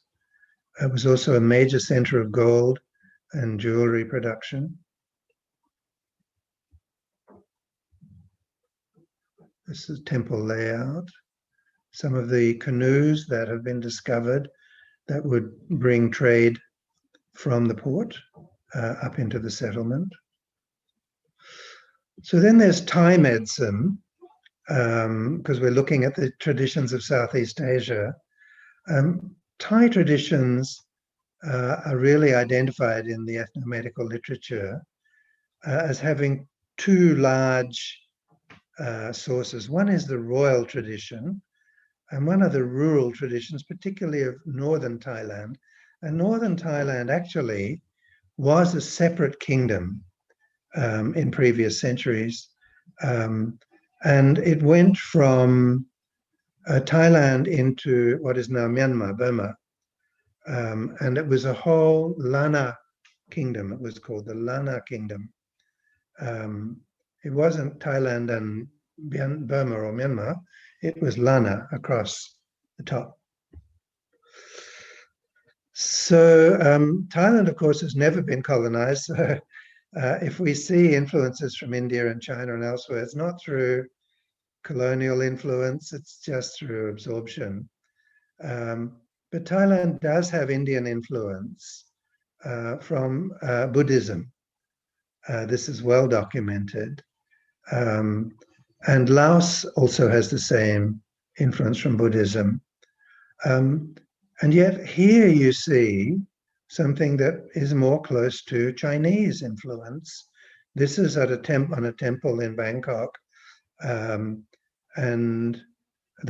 in Wat Po, some of you will know Wat Po in Bangkok. You can see mapping of the massage points here, which is quite similar to acupuncture, acupressure.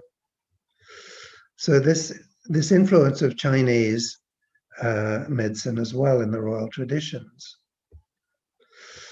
Thailand is taking this very seriously, and they have made this a national heritage. They invest in it, they promote it, and health tourism, health and wellness tourism has been, and after the pandemic will be again, I'm sure, a major part of tourism in in Thailand. And they have colleges and training centers for this. And I think it's something that the rest of Southeast Asia could learn from, how they value it and promote it. There are also local traditions. Remember, I said there are indigenous traditions. Here's some that I worked with at the Thai-Myanmar border in Mesot. And these are Karen ethnic group, herbalists grinding the herbs, using the grinding traditions that Professor Sudarshano showed to us that are also used in Jammu, different kind of grinding materials, but very traditional. So Myanmar medicine comes from Ayurveda, and in fact, they call their traditional medicine, just like the Japanese call their traditional medicine Kampo, meaning Chinese. The Burmese traditional medicine is called Ayurveda, meaning Ayurveda. And it came also with Buddhism around 700 AD. So Beti Tea Naya is the Myanmar term for their medical theory, and it really derives from Ayurveda, and they're very direct in acknowledging that source, just like the Japanese are in acknowledging Chinese medicine as the source of Kampu. But there are much earlier records than 700 in our era, 700 CE. There are records going back 400 BCE, more than 1,000, 2,500 years, showing medical and religious practices in Myanmar. In Bagan, which is the great and beautiful pagoda center, if some of you have been there, you'll know how beautiful it is. They have clay tablets describing medicinal use. Of course, the royal texts describe turmeric and bitter gourd. You all know bitter gourd. It's bitter gourd, turmeric, ginger are some of the great powerful ingredients of Southeast Asia, food as medicine. This is work I did at the Thai Myanmar border with herbalists and refugees. And we worked with herbalists and Buddhist monks, women's groups, as my Burmese Myanmar research assistant. And we produced books in the Karen and Myanmar language for people in remote villages on the Thai and on the Myanmar side of the border, because they were being attacked by their own army, and sadly they are again. And they need books to understand the medicinal plants in the jungle where they're living. I mentioned Cham in Vietnam. I know we have some people online from Vietnam. Thank you for joining. Cảm ơn. You'll know the Cham civilization is quite different from the rest of Vietnam, which has a strong Chinese influence, and you can see the Indian influence in these sculptures and building ruins from the Da Nang area of Vietnam. Cambodia also, former King Norodom Sihanouk emphasized that the ties with India are very profound in Cambodian society, and the whole of Angkor Wat is built on Indian principles of architecture. It was a major Hindu settlement and then subsequently became Buddhist. And as King Sihanouk said, India was for us what Greece was to the West. So we see those two huge influences of India and China in Southeast Asia. Has my thing finished? That's what I want. So I think I'm just within my time now. So we see these influences of Ayurveda and Chinese medicine throughout Southeast Asia, combined with local knowledge. That's the thing. They're not just transplants. Local herbs, local indigenous practices, local language, local climate, local foods, all create an adaptation to globalized or regionalized theories. And that's why we get such a diversity of traditions, beautiful, rich traditions throughout Southeast Asia, but with deep roots in the very powerful civilizations of East Asia, of China, and South Asia, more towards the West, India. And just an interesting point back to language again, the Sanskrit name for India is Bharat. Bharat. Now in Bahasa Indonesia, Bharat means West, doesn't it? Where was India? India was in the West. Those people came from Bharat, oh, so that's Bharat, that's West. Actually, when they said they came from Bharat, they were talking about their own country. We are from Bharat. So you can see that linguistic heritage there as well. So I will stop there. I think my time is up. Yeah. Thank you all Thank you again, very and much. it's been a pleasure to talk with you all. Thank you very much, Professor Bodeker. Very interesting lecture that is it's open our mind. Thank Okay, you, Professor. it's about the philosophy of China, India, and also the influence of the philosophy of healing there to the rest of South Asian country. Thank you very much. Hopefully, it will be useful for all for us. Most welcome. Thank you. Then I think for the last lecture, it's from the Udayana University from Ida Ayu Rusmarini and Iwayan Damai. It will discuss about the practice of traditional healing or medicine in the Usada Puridharma Ubud Bali.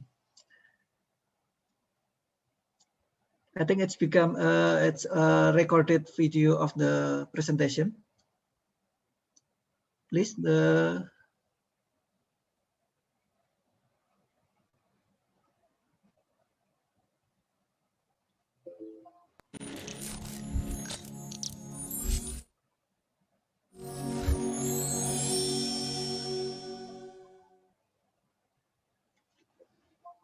Okay, good morning to you, our lovely participants today from Gadjah Mada University.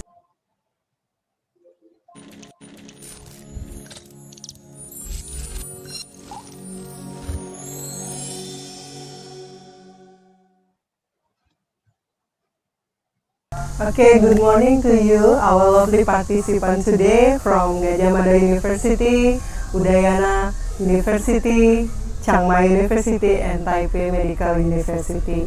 I hope you're always healthy. So today our session topic is about cultures, which we will discuss later is about Balinese traditional medicine.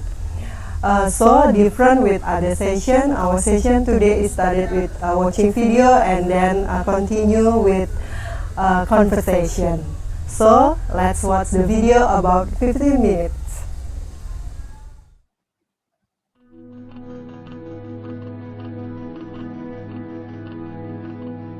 Kalau dulu saya masih kecil itu alamnya masih lestari ya, belum dibangun terlalu banyak seperti sekarang untuk kepentingan pariwisata. Kemudian waktu saya kecil itu masih setiap sakit orang itu masih menggunakan alam. Tapi kalau sekarang sedikit sekali segelintir orang yang mau memanfaatkan itu. Jadi itu merupakan keprihatinan saya. Kenapa justru ya apa yang disiapkan oleh alam itu tidak dimanfaatkan? Mari kita manfaatkan sama-sama.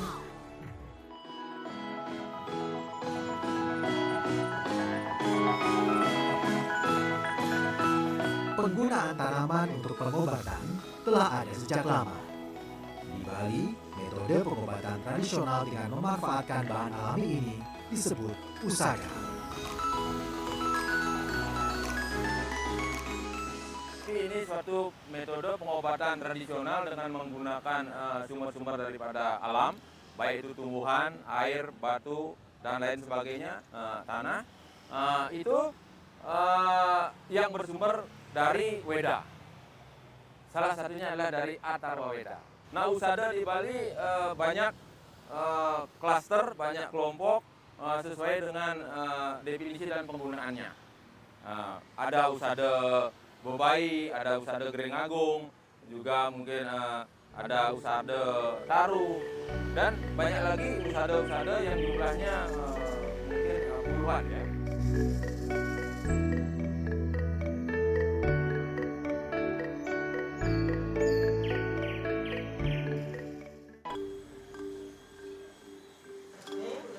Rusmarini atau Dayu adalah salah seorang praktisi pengobatan herbal tradisional di Bali. Ia mendirikan sebuah klinik pengobatan tradisional usada Puri Damai di Banjartunon, Desa Singakerta, Ubud Gianyar pada tahun 1990. Saya perkenalkan diri saya, nama saya Pak Bayan Damai, latar belakang pendidikan saya sarjana teknik. Ini saya di sini di Puri Damai, ya milik Puri Damai. Nah, jadi kami di sini sudah mulai beraktivitas kembali ke herbal itu mulai tahun 90. Tahun 90 kami sudah siap-siap. Nah ini Puri Damai ini terletak di Banjartunon, ya, Desa Singakerta, Kecamatan Ubud, Kabupaten Gianyar, ya, daerah tingkat terluar. Nah kami di sini Puri Damai kami berdua, ya, dari istri saya, latar belakangnya sarjana pertanian. Awalnya kita mendeteksi si penyakit yang datang, kira-kira dia sakit apa. Nah kemudian baru kita berikan sesuai dengan apa yang diperlukan dalam tubuhnya. Umpamanya dia ginjal, ya kita prioritaskan tanaman yang terkait dengan ginjal. Misalnya kumis kucing, kecibling, atau daun ungu dan sebagainya. Sebagian besar adalah tanaman yang memang dipergunakan sejak dulu. Tetapi sekarang kan sudah teknologi berkembang, jadi ya kita kombinasi juga antara hasil penelitian riset-riset yang lain dengan apa yang sudah kita lakukan sejak dulu kala secara empiris.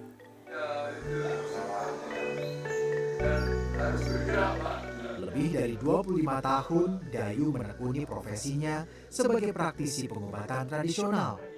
Meski belajar secara otodidak, pengalaman dan pengetahuannya tentang usada telah berhasil menyembuhkan banyak pasien.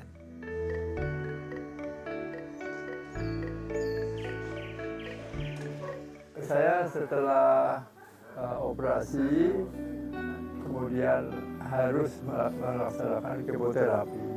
Tetapi karena obatnya sudah didapat dan sudah dijangkau, maka saya pindah ke herbal. Hingga saat ini saya sudah bisa makan baik, kemudian ke belakang juga lancar. Ya. Asal apa yang diberikan dari herbal itu kita laksanakan. Jadi satu hari itu 3 kali minum kapsul, ditambah dengan jus pagi dan malam.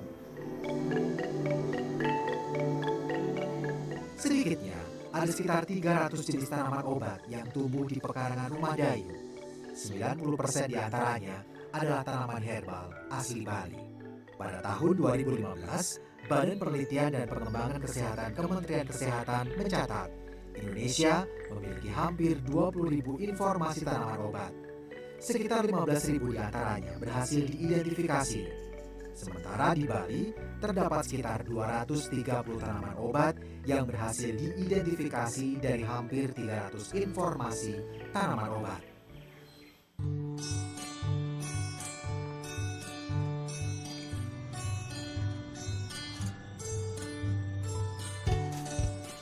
Minyak kelapa, ya, minyak kelapa niki bisa dikasih daun serai, kemudian terus, nah ini ibu ambil ini ya.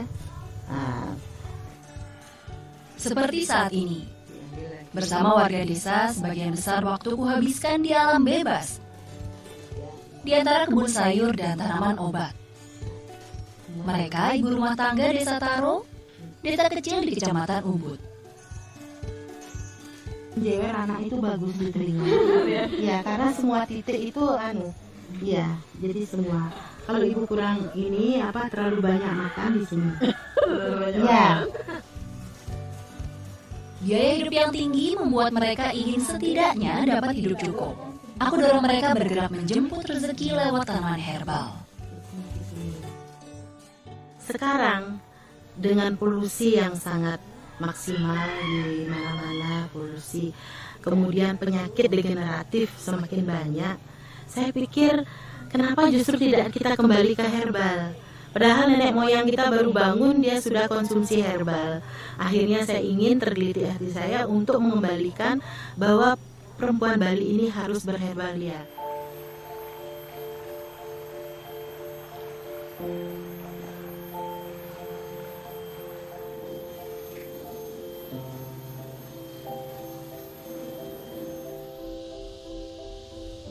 selalu bersyukur atas semesta yang memberi kehidupan. Alam Ubud yang indah telah lama mengajariku banyak hal, terutama tentang manfaat kesehatan. Ubud sendiri dalam bahasa kuno Bali artinya obat.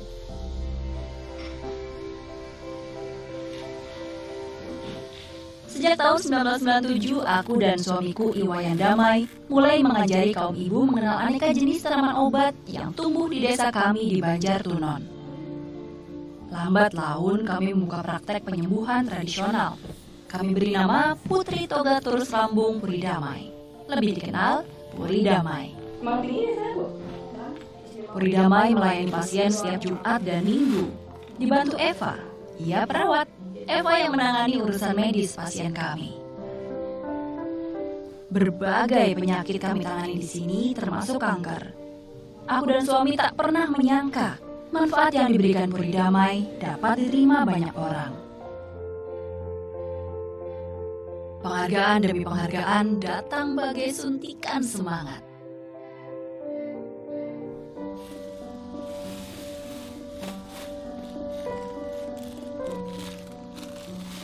Alam telah memberikan semuanya. Dengan merawat dan mengambil manfaat dari alam, aku percaya manusia pun dapat menyejahterakan dirinya sendiri.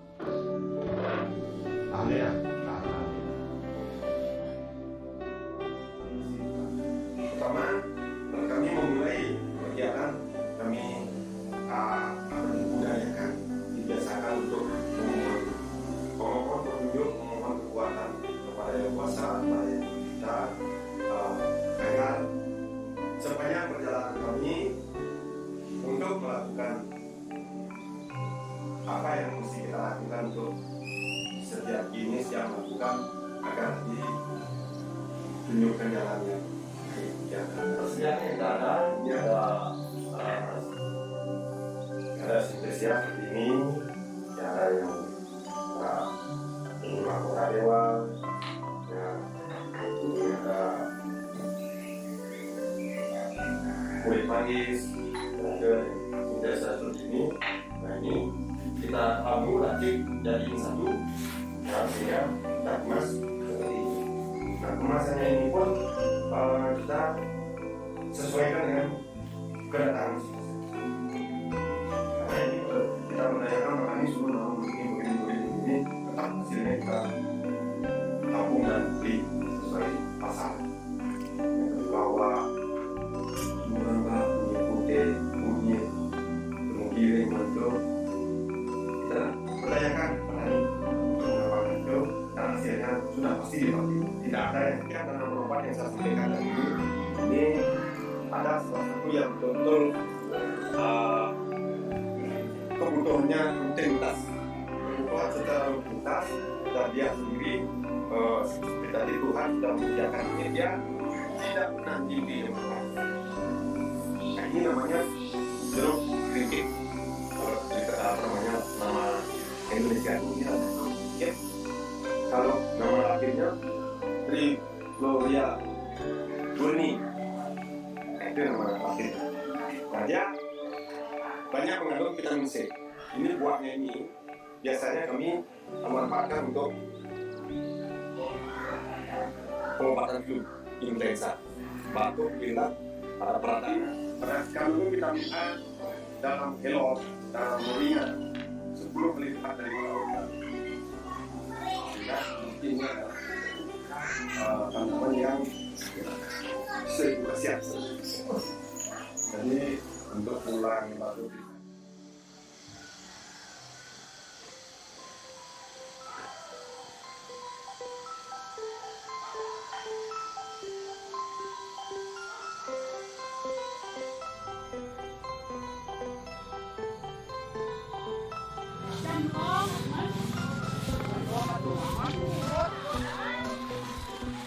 Dari banyak kegiatan kami bersama, berkebun jadi favoritku.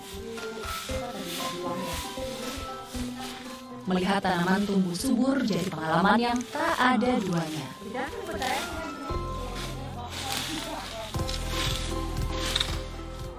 Kalau dulu memang di sini tempatnya hanya hamparan alang-alang, tetapi karena saya ikut di kelompok pelestari sumber daya alam, ya, saya ikut di arisan tanaman.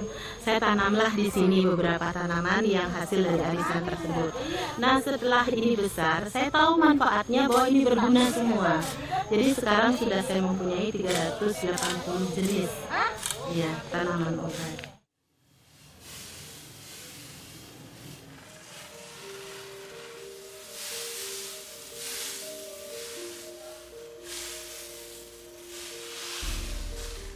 Kini sepetak pekarangan ini tak hanya sebagai laboratorium, dapur, tapi juga sumber kehidupan.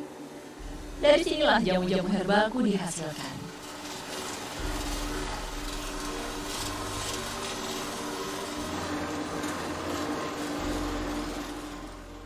Ini namanya pecut kuda, ya. Ini pecut kuda, ini tanaman liar. Tetapi kalau orang tidak tahu bahwa ini adalah untuk perbaikan imunitas kita. Nah, kalau ibu flu, imunitasnya kan menurun. Jadi kalau kita flu, imunitas kita menurun, kita bisa konsumsi, ya, rebusan pecut kuda dengan jahe saja. Nah, flu kita niscaya akan bisa sirna dalam waktu 2 hari.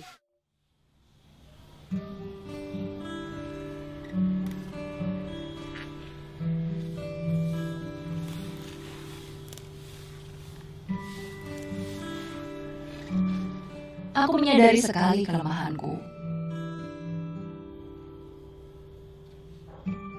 Seiring bertambahnya usia, kelelahan fisik pun kadang melanda.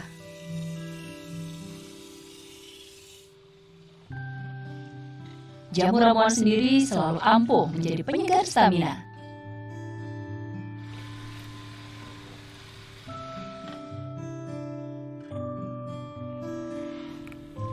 Sehat selalu kudapat berkat tanaman-tanaman yang tersedia di sekitarku.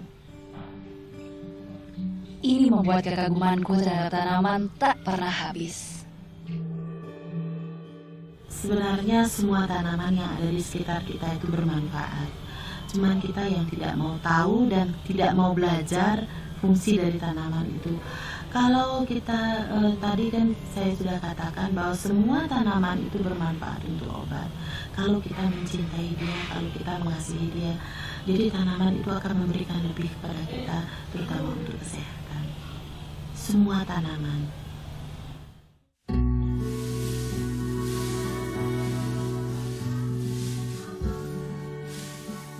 Besar khasiat yang dikandung alam bagi manusia.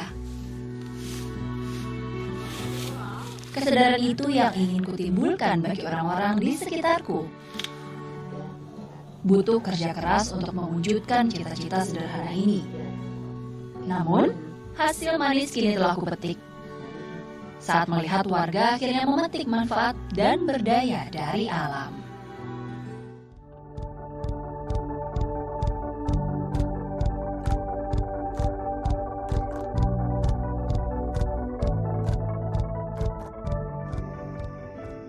Taruh berik, namanya memang taruh berik. Berik itu artinya kurus, menguruskan. Kemudian taruh ada beberapa pohon yang bagus untuk menguruskan. Nah, di sini tidak hanya untuk langsing saja. Jadi ada seperti bangli, kemudian terus ada taruh hitam, kemudian ada taruh ungu, kemudian ada juga taruh Clericite gamal untuk pelancar kotoran, kemudian ada kunir putihnya, antiseptik, antibiotiknya, kemudian juga ada beberapa tumung gongsainya, itu anti kankernya. Jadi semua organ itu diperbaiki, termasuk ginjal itu sendiri, ya.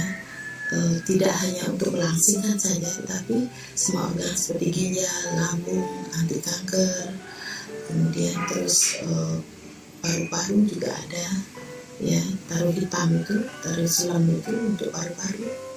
Nah, kemudian dan juga anti kanker paru-paru seperti itu Dewan Daru. Dewan Daru itu bagus sekali untuk mendetoks polusi yang ada di paru-paru. Jadi lengkap sekali. Karbohidrat itu lengkap sekali, tidak hanya untuk melangsingkan, tapi memperlancar ruang kotoran, kemudian terus mengecilkan perut.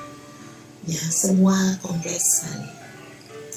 Proses pembuatan, jadi semua tadi seperti bangle kita keringkan. Kalau bangle dia kan umbi-umbian, kunir putih, kemudian terus tebu bongseng, itu semua kita keringkan. Itu kering matahari dulu, sudah itu kita proses dengan pengeringan. Ada alat pengering yang kami miliki, walaupun tidak representatif, tapi dia dengan 45 derajat kami keringkan biar tidak ada bumi dan sebagainya. Begitu juga daun-daunan yang lain kita kering angin. Kalau daun-daunan yang lain kita kering angin tidak boleh langsung kena matahari karena takutnya jaringannya rusak. Ya, kalau temu harus kena matahari. Nah, kemudian semua kita keringkan. Setelah kering angin kira-kira 5-8 hari, baru kita kering dengan menggunakan oven 45 derajat selama 2 hari. Nah, setelah itu baru kita blender. Jadi alat blendernya ada tersendiri. Nah, baru kita buatkan teh.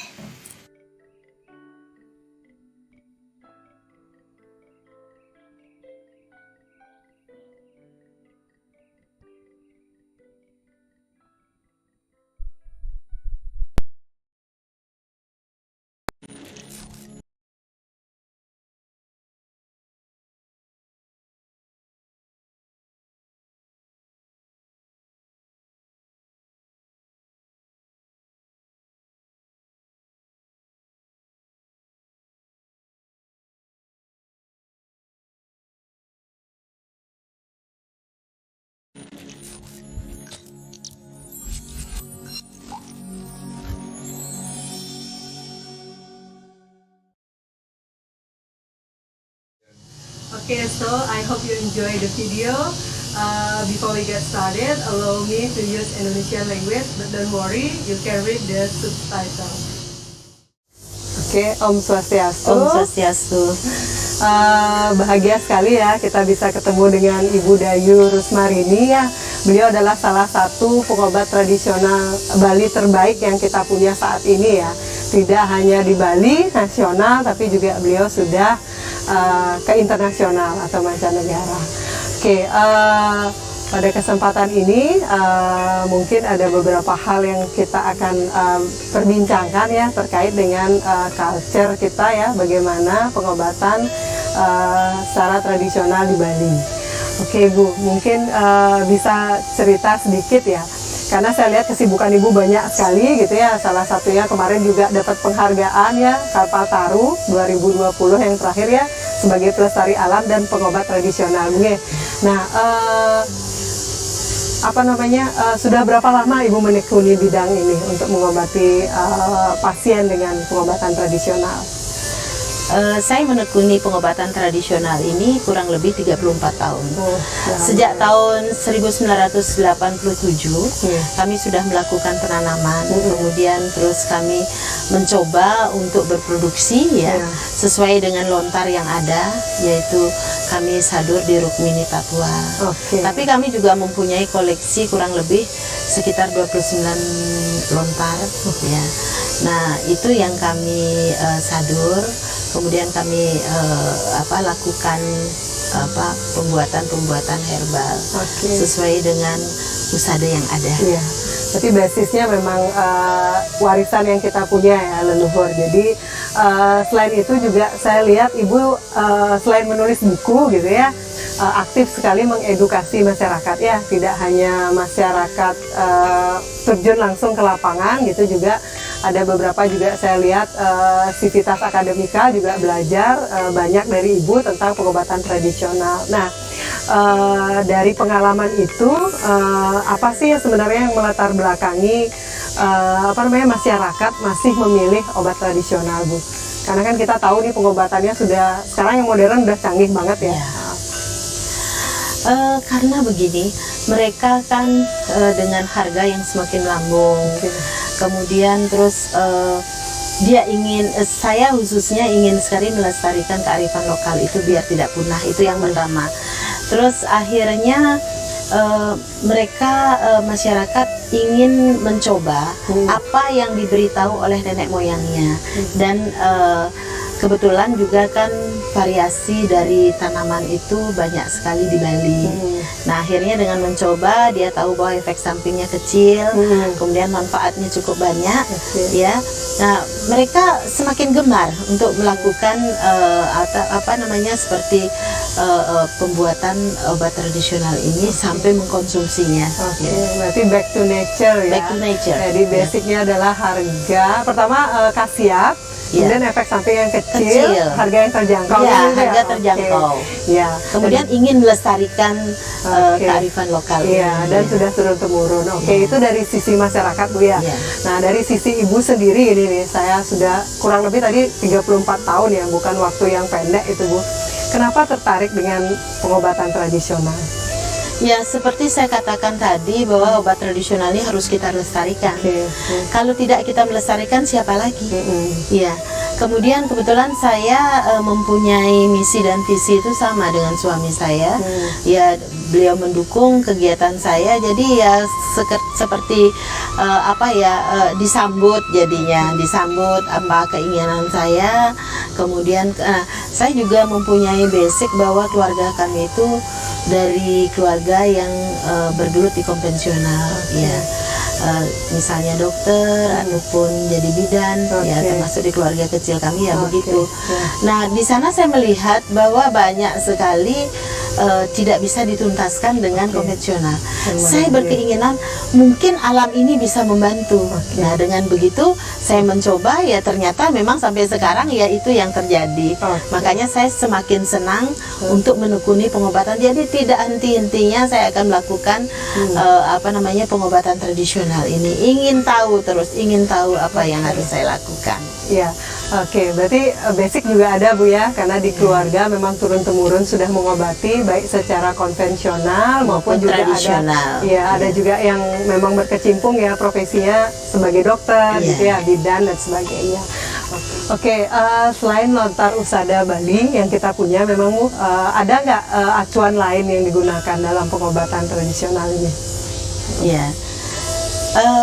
Kami memang sebagian besar menggunakan usada tadinya, tetapi kami kesulitan bahwa di usada itu jenis tanaman itu tidak sesuai dengan apa yang ada di sekitar kita. Nah, apa keinginan beliau ya pada saat itu yang dinamakan untuk tanaman itu sendiri. Jadi saya merasa susah juga untuk melakukan pure usada kita, tetapi kami sekarang dengan teknologi yang canggih, ya, era globalisasi, jadi kami bisa ngambil di jurnal, kemudian di hasil penelitian dan sebagainya dengan komposisi yang sangat jelas. Jadi sampai gramnya pun kami bisa dapatkan sekarang. Ya, jadi intinya kami berkolaborasi antara usada dengan teknologi yang ada di sekarang. Ya. Baik sekali. Ya, jadi ada beberapa kombinasi ya antara apa yang sudah diwariskan dengan men-searching lagi literatur untuk memadukan benar nggak tanaman ini yang nanti akan kita pakai. Ya, termasuk juga berapa jumlah yang akan digunakan.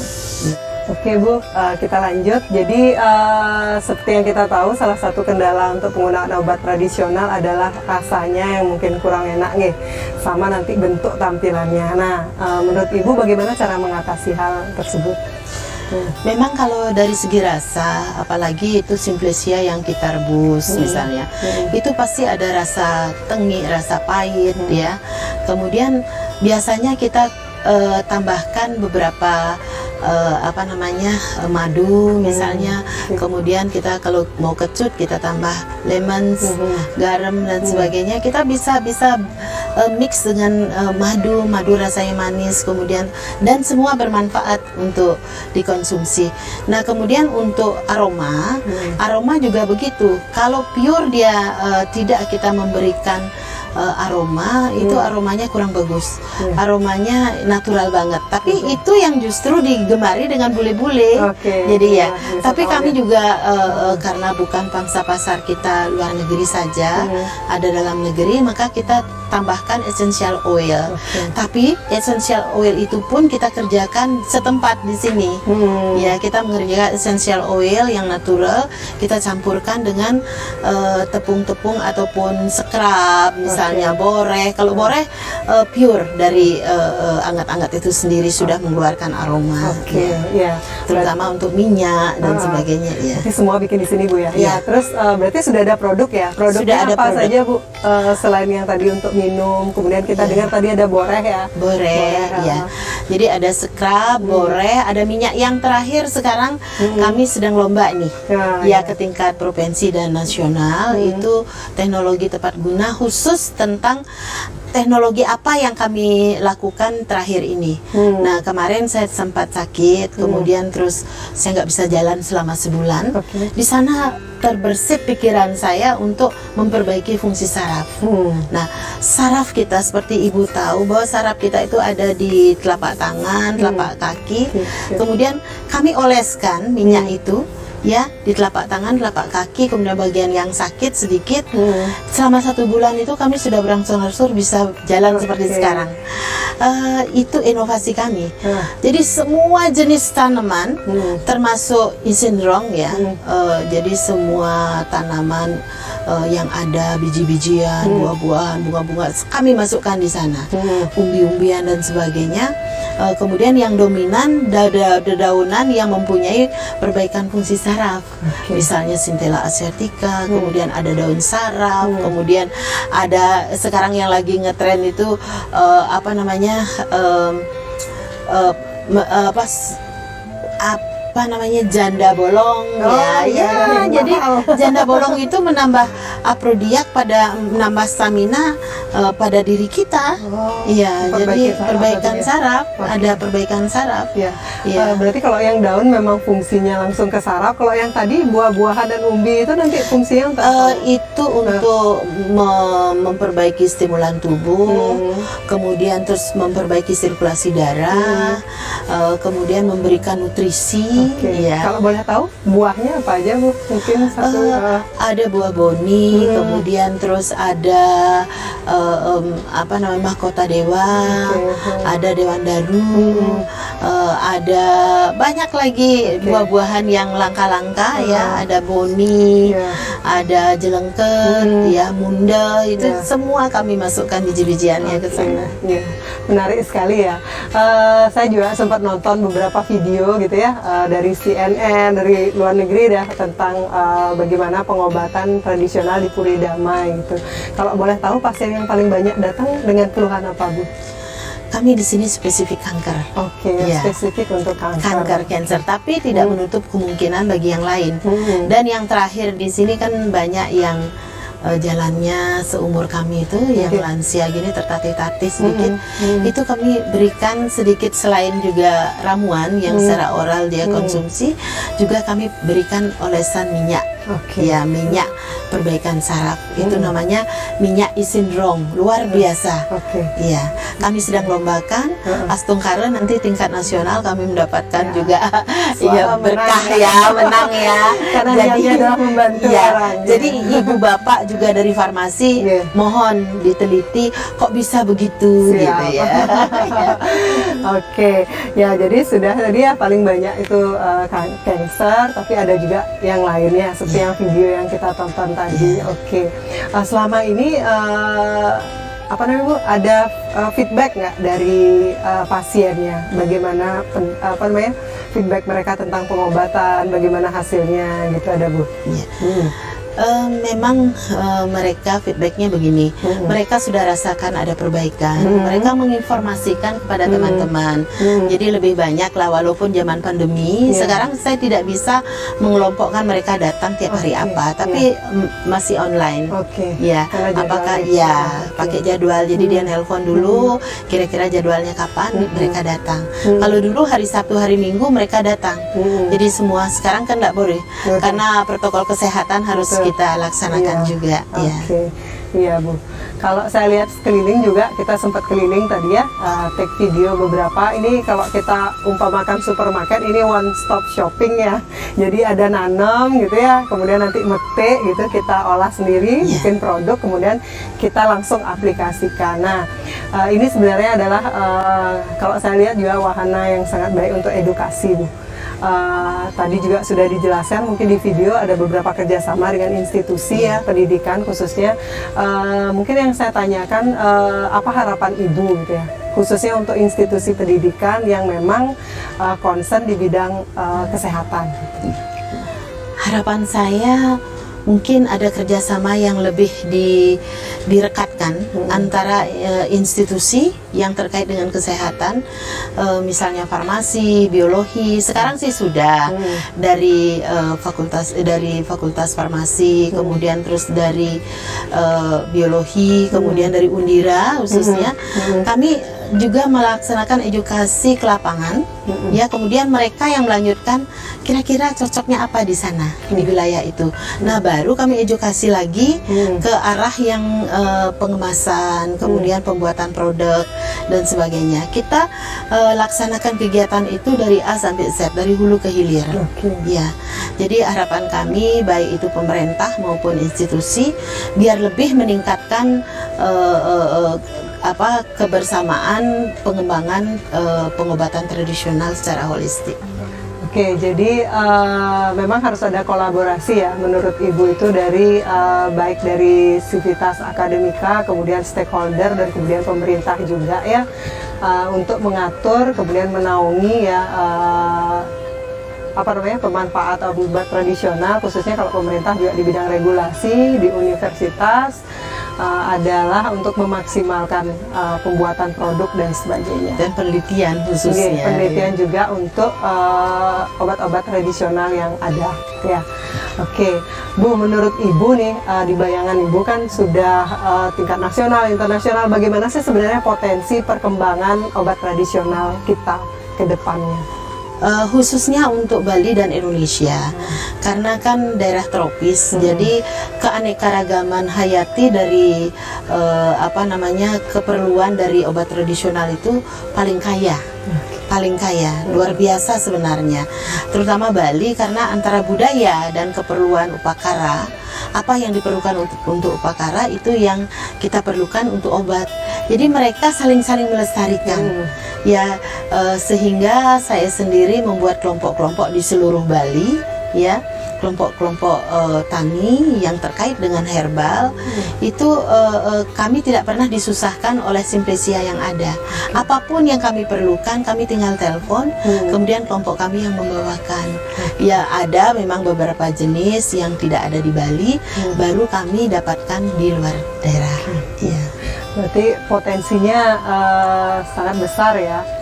Potensinya sangat besar sekali untuk bisa dikembangkan ke depannya gitu ya. Karena kita juga sangat kaya sekali dengan variasi tanaman yang beraneka ya, ditunjang juga dengan iklim ya. Oke, khususnya di Asia ya, karena kita iklimnya tropis gitu. Oke, mungkin yang terakhir Bu, harapan terbesar Ibu nih untuk pengembangan potensi Usada Bali terutama ya dalam rangka melestarikan apa yang sudah diwariskan oleh leluhur kita. Ya. Kita harapkan jangan kita mengajarkan orang yang sudah dewasa. Paling tidak kita mengedukasi, misalnya sampai-sampai ini saya dan suami membuka suatu sekolah, itu sekolah PAUD, TK. Kemudian kebetulan kemarin itu Pak Menteri Pendidikan juga Swan, Pak Nadiem Makarim datang ke Puri Damai untuk melihat sebenarnya apa sih sekolah ini kok fasilitas nggak ada, tetapi kok anak-anaknya sehat, kemudian dan pintar. Karena dalam keseharian itu kita berikan asupan teh ya, kalau Bali bilang loloh, tapi kebaikan imunitas yang lain. Dan atas perhatiannya, terima kasih untuk Bu Dayu.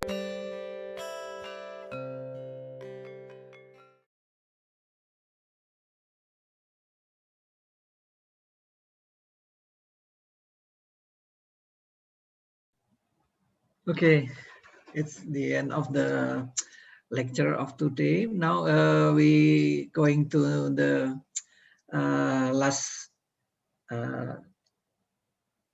of the session is question and answer.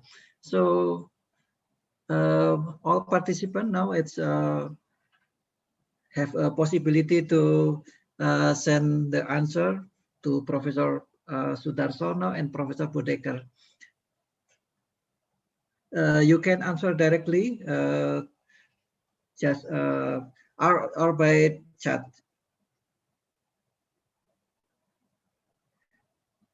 Okay, there's one raised the hand from Mr. Lutfi from Unsud. Please open your unmute your microphone and then ask the answer. Ask the question. Okay. Thank you for the opportunity. Is my voice is clear? It's good. Okay. Thank you. Thank you for the opportunity. I want to ask to Professor Sudarsono. One of the problem from our generation, Z generation and millennial generation, to consume jamu, it is the taste. We think it is too bitter. The question is, if we add some sweetener such as honey or brown sugar, it will affect the efficacy of the jamu itself, or actually it's still okay. Maybe it is the question. Thank you. Maybe one or two other question. We collect first.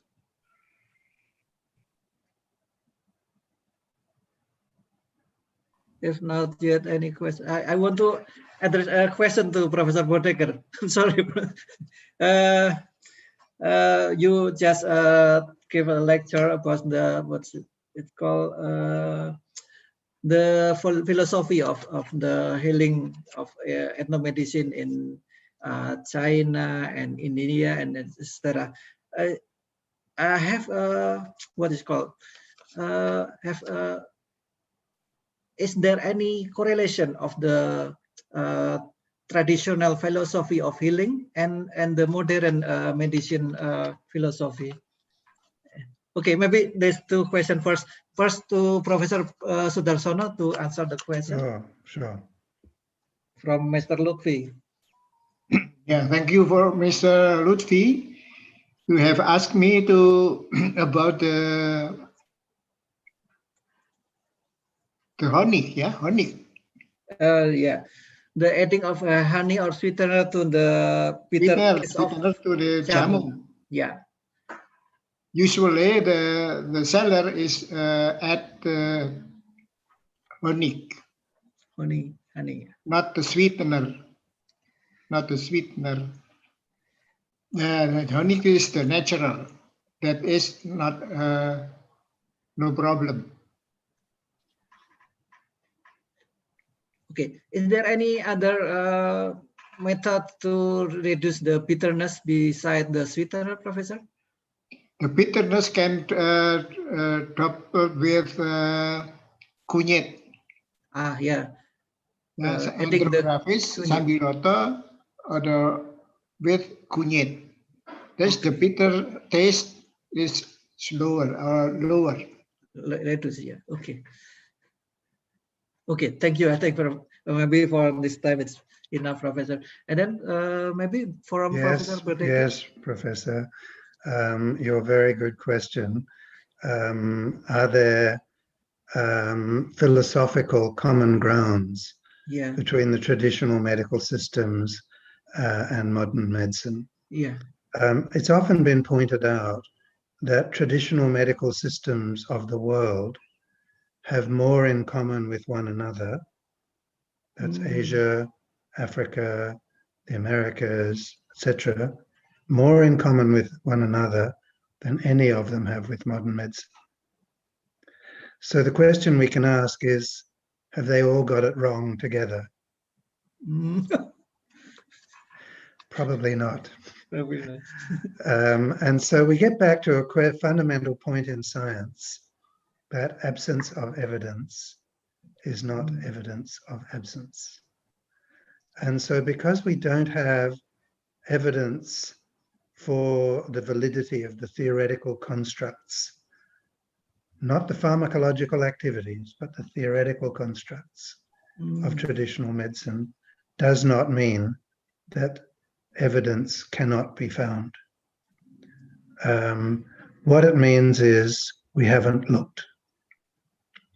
We have looked at pharmacology, and Professor Sudarsana has given us a very clear set of examples on that. And that's easy for medical science to look at pharmacology of traditional medicines, because we have our procedures for natural products chemistry, medicinal chemistry, but we don't have the same procedures for comparing what we would call epistemologies, knowledge systems. And the reason is because in modern medicine, we don't believe we are an epistemology. We believe we are truth. It's a dangerous position to take philosophically. But we think we are truth. And the interesting thing about that truth is that every generation advances that truth. So you look back at the truth of 19th century medicine, where germ theory was thought magical and ridiculous. But that was truth. We are not a philosophy, we are a truth. There are no such things as germs. What a ridiculous idea, invisible things causing illness. Medical knowledge changes. The interesting thing about traditional medical knowledge, particularly the highly developed systems from East and South Asia, and then through that Southeast Asia, is theoretically they don't change. Okay. Clinically and practically they do. They adapt. You saw some of the Balinese herbalists saying we use a bit of that because the ancestors didn't explain, and they used terms for plants that were near them, and we want to combine scientific methods of measurement and so on. So clinically there are changes, but epistemologically, in terms of the theory, they don't change. And I think that I come back to the point, did they all get it wrong in the same way? Probably not. And so I think there's a big challenge for us to understand the epistemologies, the medical philosophies of traditional medical systems, because that could hugely advance modern medicine. Okay.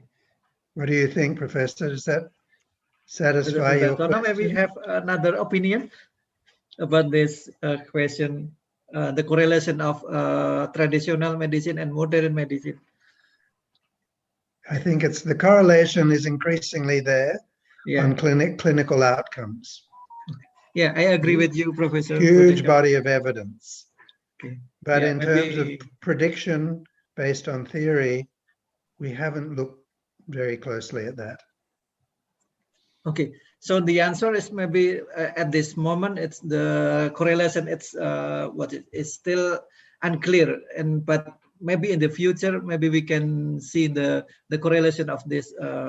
We hope that some of the brilliant young people listening today will be inspired to look into how to understand some of the traditional concepts in terms of modern science.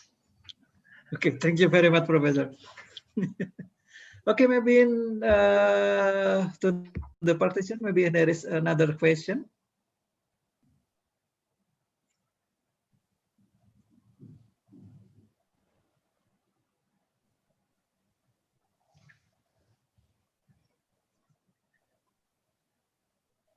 Maybe I have another question to Professor. Excuse me, sir. Oh, yeah. Maybe Ahmad Noval is already raised his hand, sir. Pardon? I think there's a participant that has raised his hand, sir, to ask a question. Oh, okay. Please, who have the question, maybe unmute the microphone and then speak. Or please raise the hand.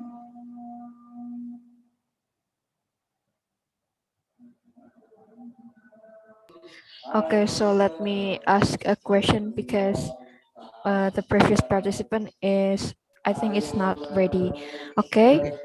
Thank you for the material that you have been given to us, sir. It's so wonderful.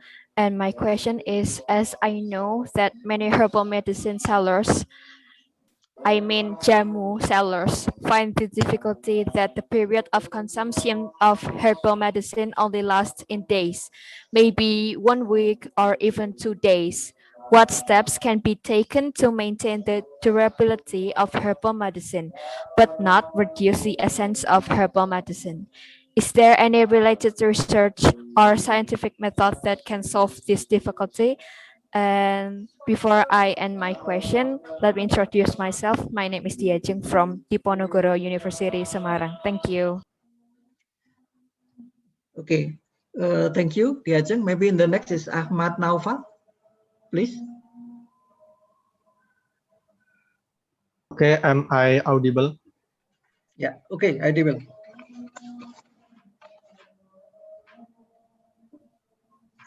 And to ask question to Mr. Budekar or another speaker, how the modern or West paradigm in medicine respond to complementary and alternative medicine?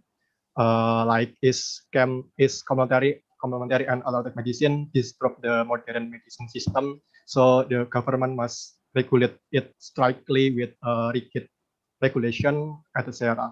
Because sometimes I look at Indonesia, there are some complementary and alternative medicine practice that still controversial because the practice is Asian, like sangkal putung or another practices. Thank you. Sorry, Ahmad Naufal, maybe one more time because some of your question is. I think Prof. Mr. Ahmad was talking about regulatory control and some unsafe practices in traditional medicine that need to be managed. The contradictory of the traditional and modern medicine. Okay, maybe it's a good question. Yeah. Maybe Professor Sud or Professor Budekar? I think it was addressed to me. Perhaps the previous question about durability of products is to Professor Sudarsono. Correct. Okay, Professor Sudarsono, maybe you can answer the previous question from Diajeng. Okay. For the local knowledge to the modern medicine must be the research support it. That collaboration research is more important in this way. The problem is how to make communication between the local knowledge and the West medical system, because the background of each person is not the same. That is the problem. But the research must support this program, must be supported by research, collaboration, research. That is movement. That is not easy. This need someone has the good leadership.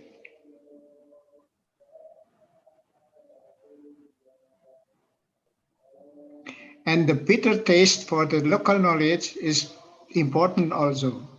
The customer have the positive thinking if the jamu is bitter. If the jamu is not bitter, they think it is not jamu. That is not in the ear.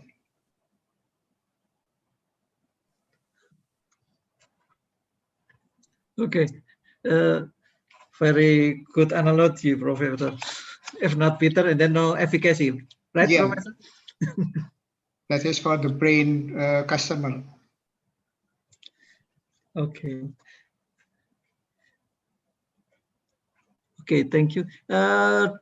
Mrs. Diajeng, is it enough for you? Ms. Diajeng? Thank you for the answer, sir. I think it's enough. Thank you so much. Thank you. And then the next from Professor Bodekar, please. Please unmute first, Professor. Sorry. Okay. I think that the point that Mr. Ahmad was asking, also Ms. Phoebe from the Philippines, I believe, has asked about approval by Department of Health and FDA for medicines. So it's a similar thing, regulatory control. You know, you look at China, you look at Japan, you look at Korea, there's very, very tight regulatory control on traditional medicine. It can be done. You look at Indonesia, there is not the same tight regulatory control.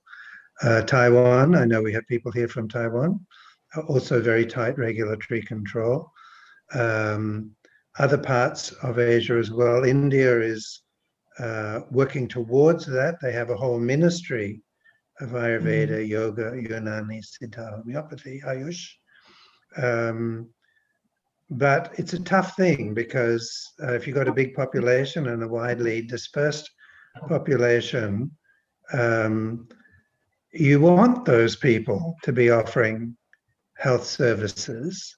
If you're from a policy point of view, you want sort of primary services to be available, but you also want it to be safe. And safety has to be first. You know, we have the expression safety first. And so training for practitioners, a requirement for training for practitioners could be something that governments introduce. Everyone's got a phone these days, can go online, they can show they've logged in the hours. Doctors have to do that, continuing professional development. So that's a regulatory step that could be taken to ensure that standards are consistently upgraded, hours are put in, practitioners are learning. Life is about learning. You know, if we think we know everything, then we just got stuck because we're always learning. That is what life is about. And so I think this could be built into regulatory practice. Related to Ms. Phoebe's question about the need for herbal medicine to be approved by Department of Health or FDA, it's impossible. It's impossible. You know, you can't regulate jamu sellers, you know, on the streets of Bandung or, you know, Ubud through the FDA or the Department of Health. You just can't do it. It's numerically impossible. But in terms of commercial capsules, most governments do have drug control agencies that include a herbal division. And so regulation of packaged, modernized traditional medicines is necessary. There's a new article just out in the Journal of Alternative and Complementary Medicine, for which I'm on the editorial board, showing very high heavy metal contamination in Ayurvedic products in India.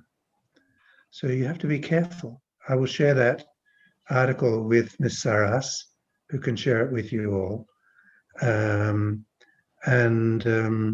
This really shows why you have to regulate, because the traditional medicine system may be very natural, but commercial manufacturing practice often takes shortcuts, adds in steroids, adds in antibiotics, and so on. So you get adulteration, you get heavy metal contamination if herbs are picked from the roadside and they get exhaust emissions on them.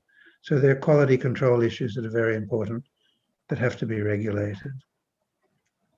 I hope that helps. Thank you, Professor.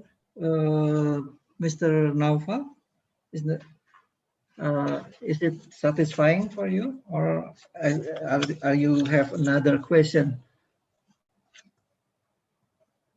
I want to ask more maybe, and please.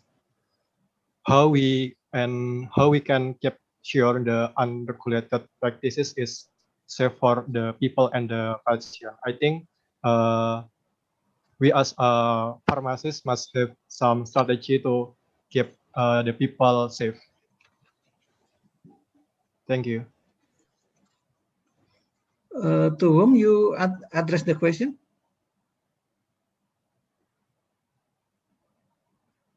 Mr. Naval? Maybe it's addressed to Professor Bodeker. Would you like to answer this question, Professor? You're putting me in the hot seat, Professor. I was thinking it was quite suited to Professor Sudarsono. Okay, maybe later, Professor Sudarsono, maybe have question. We have answer for maybe in Indonesia.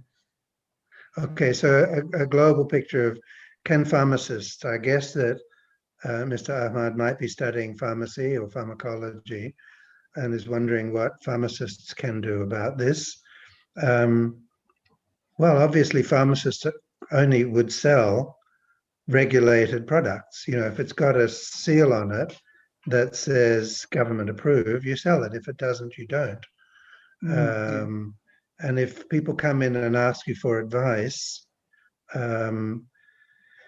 the advice you can give them is that the government regulatory system for herbal medicines is established, and that any commercial sellers of products under law have to go through that system. If people are cutting corners and are not doing that and are encapsulating powders and selling them on street corners, there's no guarantee of safety for that. If you buy jamu from a jamu seller, you hope that they're safe. That's never going to go through the regulatory agency because that's made by somebody at home. You hope, for example, that the water has been boiled. You hope that whoever's been cutting up the herbs and bottling and putting the banana leaf cap in has washed their hands. You know, you want basic hygiene procedures in place. And you can say that as a pharmacist to people. Be careful that you buy from somebody who you know is hygienic, because they may be selling you a medicine that's got waterborne pathogens. But for the encapsulated tablet, bottled syrups and so on, you're on very safe ground to say only buy those that are approved. Okay, thank you, Professor.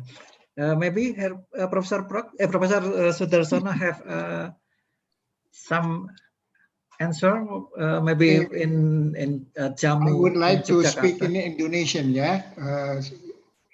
Untuk yang di pedesaan, local knowledge itu sudah berjalan dan itu tidak bisa dikotak-atik.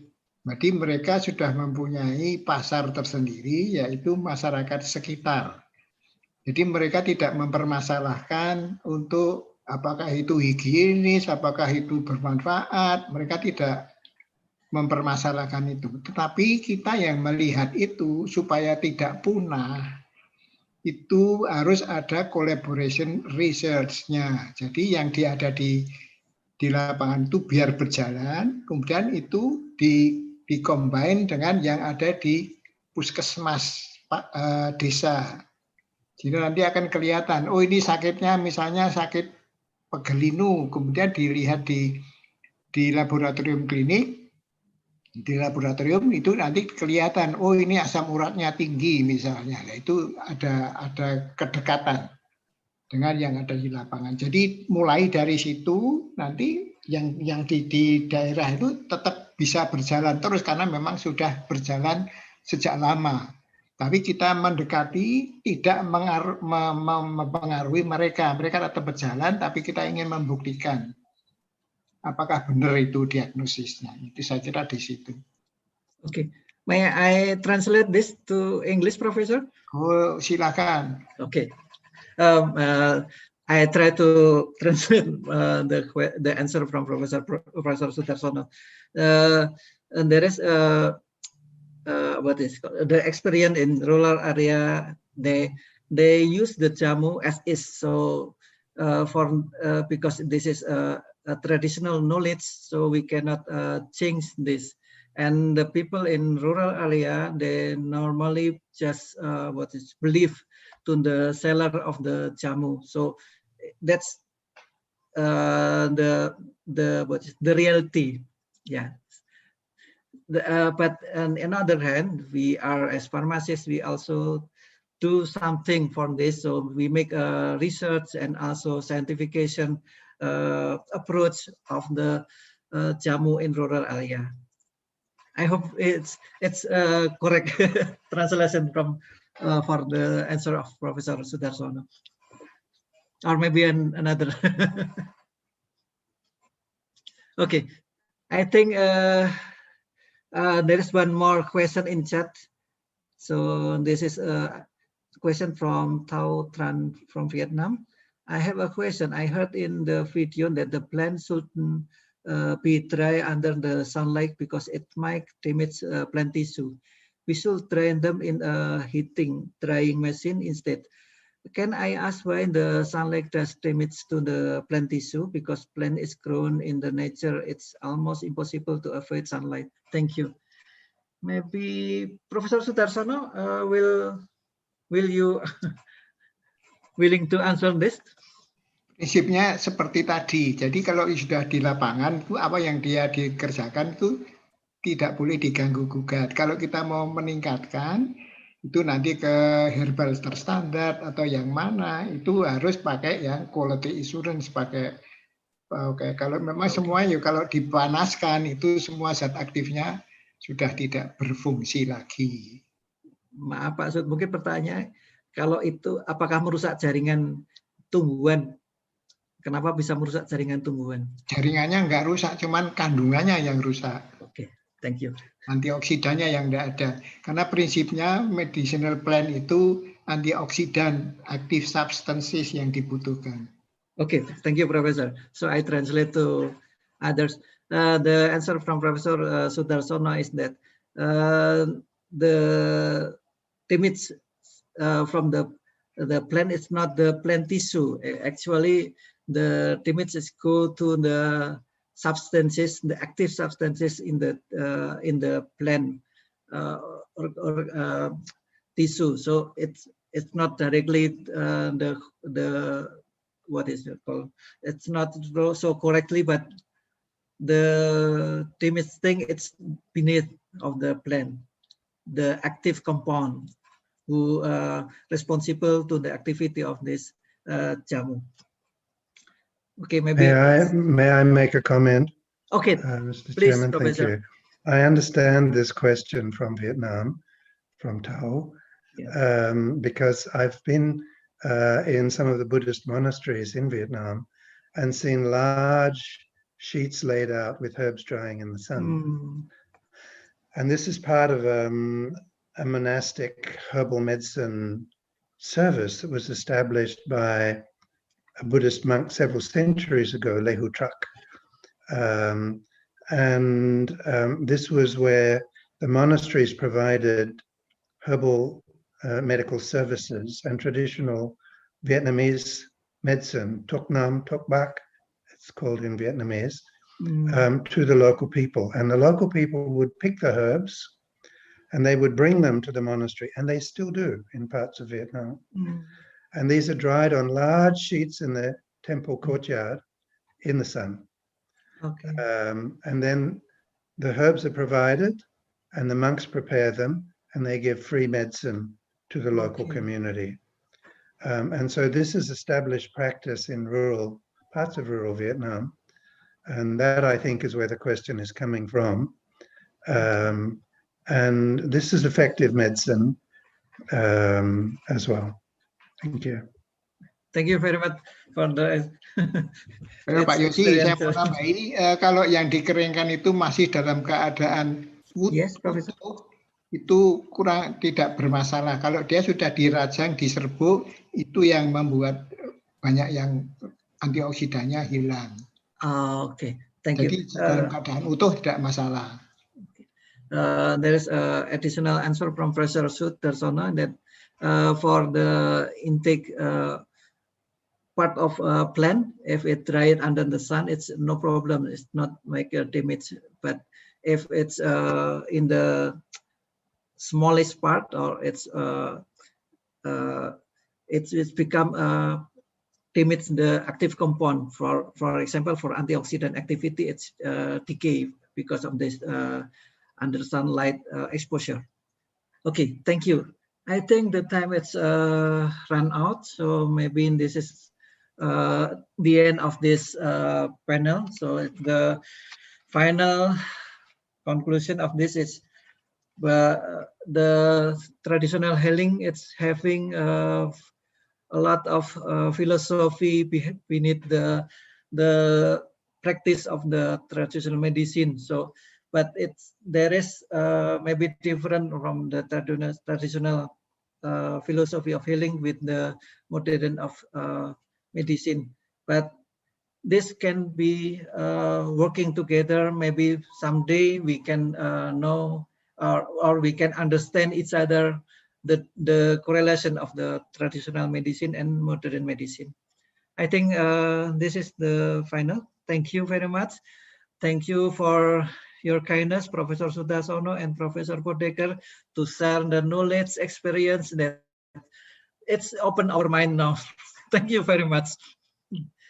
Okay, thank you. I think it's the time it's ended, and I send back to Ms. Saras. Sama-sama. Okay, thank you so much, very much, Dr. Yossi, for being the moderator of our panel session today. And also thank you to Professor Gary Bodekar. I haven't seen you in almost a while, so it's been very nice to see you, although online. And to Professor Sudarsono, it's been a long time as well because you are teaching from home. So thank you very much for joining with us today. And for some questions which are not answered yet, we are trying to get the answer for you, and later we will send you a chat or a message here. And so to conclude our day, I still have some notification from our committee that you will be asked to do the asynchronous assignment. It is on your ELOC account, and I think every day you will have some assignments, so you should always check your ELOC account, and if you have done with the assignment, you could submit it earlier. And for the attendance submission, we are sorry that I think the system has some error today, so your attendance will be recorded manually to our Zoom record. So please do not worry for your attendance. Your attendance are recorded. And so I think that's all from me. To the other committee, is there any reminder for the students? No? Okay, so that's all. Thank you very much. And I'll see you tomorrow at 9 AM Jakarta time. Thank you very much and see you. Thank you. Terima kasih, Bapak. Bye-bye, everyone. Terima kasih.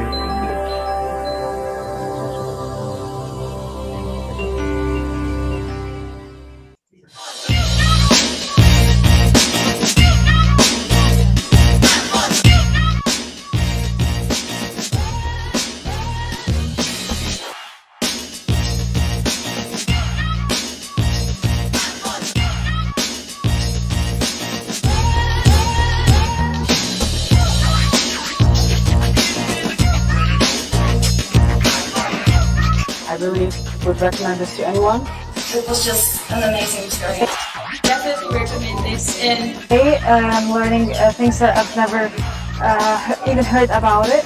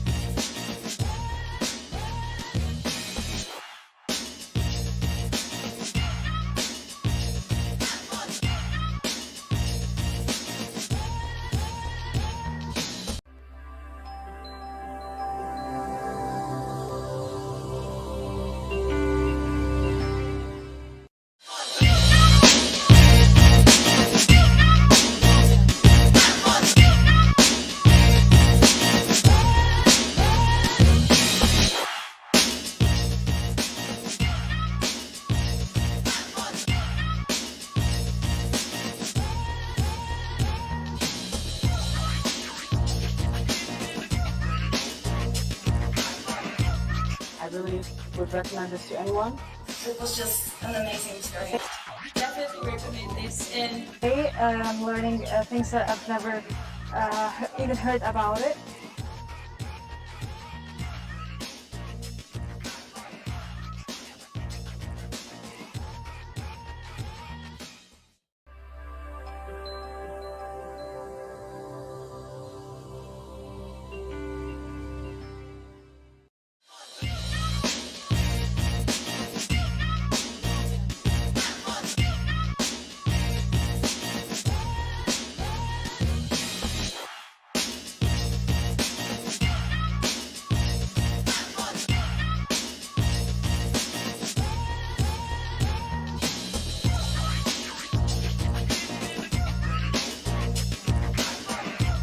I really would recommend this to anyone.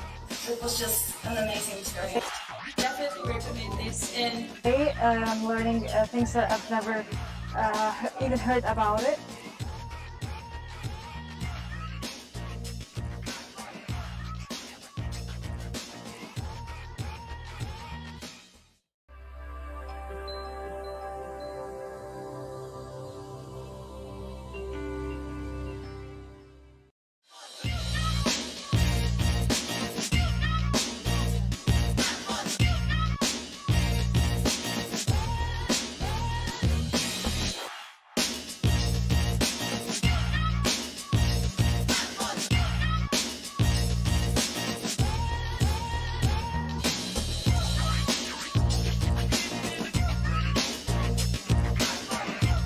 I really would recommend this to anyone. it was just an amazing experience.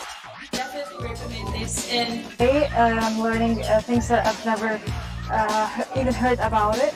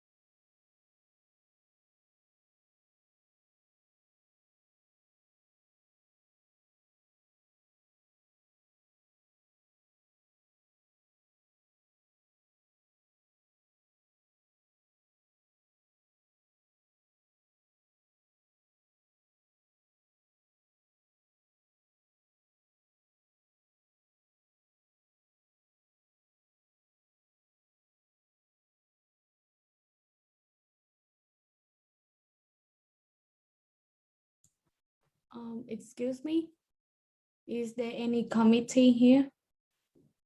Can I ask some question? Okay, yeah, please, Sila. Yeah, I have a question in the chat box. Can you check it? Yeah. Yeah. Now it's your turn to go to Ella. You already opened the Ella. Okay. There is a task for you all there. You mean the message? Yeah. Yeah. Asynchronous individual activity there. So you have a task to gather information about traditional healing in of certain tribes or region from internet sources, and then you make an individual activity, and then after that you make a peer discussion with another member of this lecture.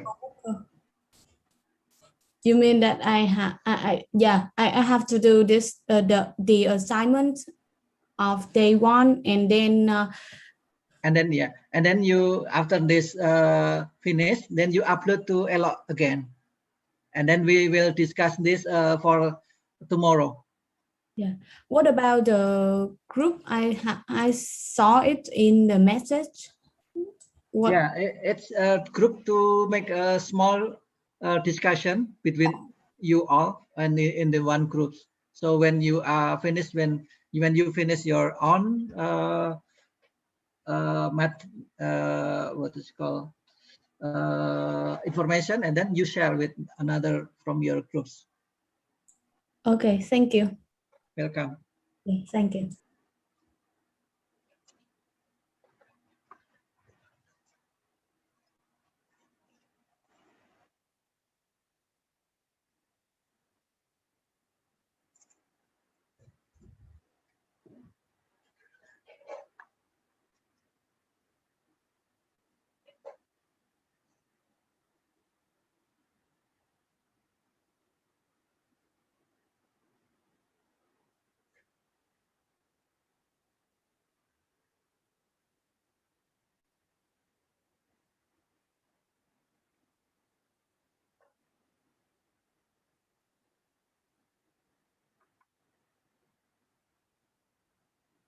Yes. How? Please.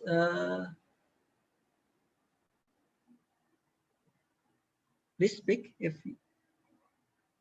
to Hao Nguyen Thi from Vietnam. Yes, I want to ask because I can see the attendance, but I can not select anything there. So it's mean that it has some error in the side of attendance, right? Because I Okay. cannot select any status. Okay. Wait, you just make a chat if you get attended, and then we will note it.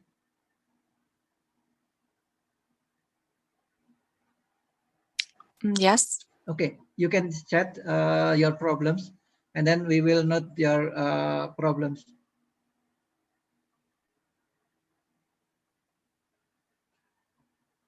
Excuse me, can I have another question?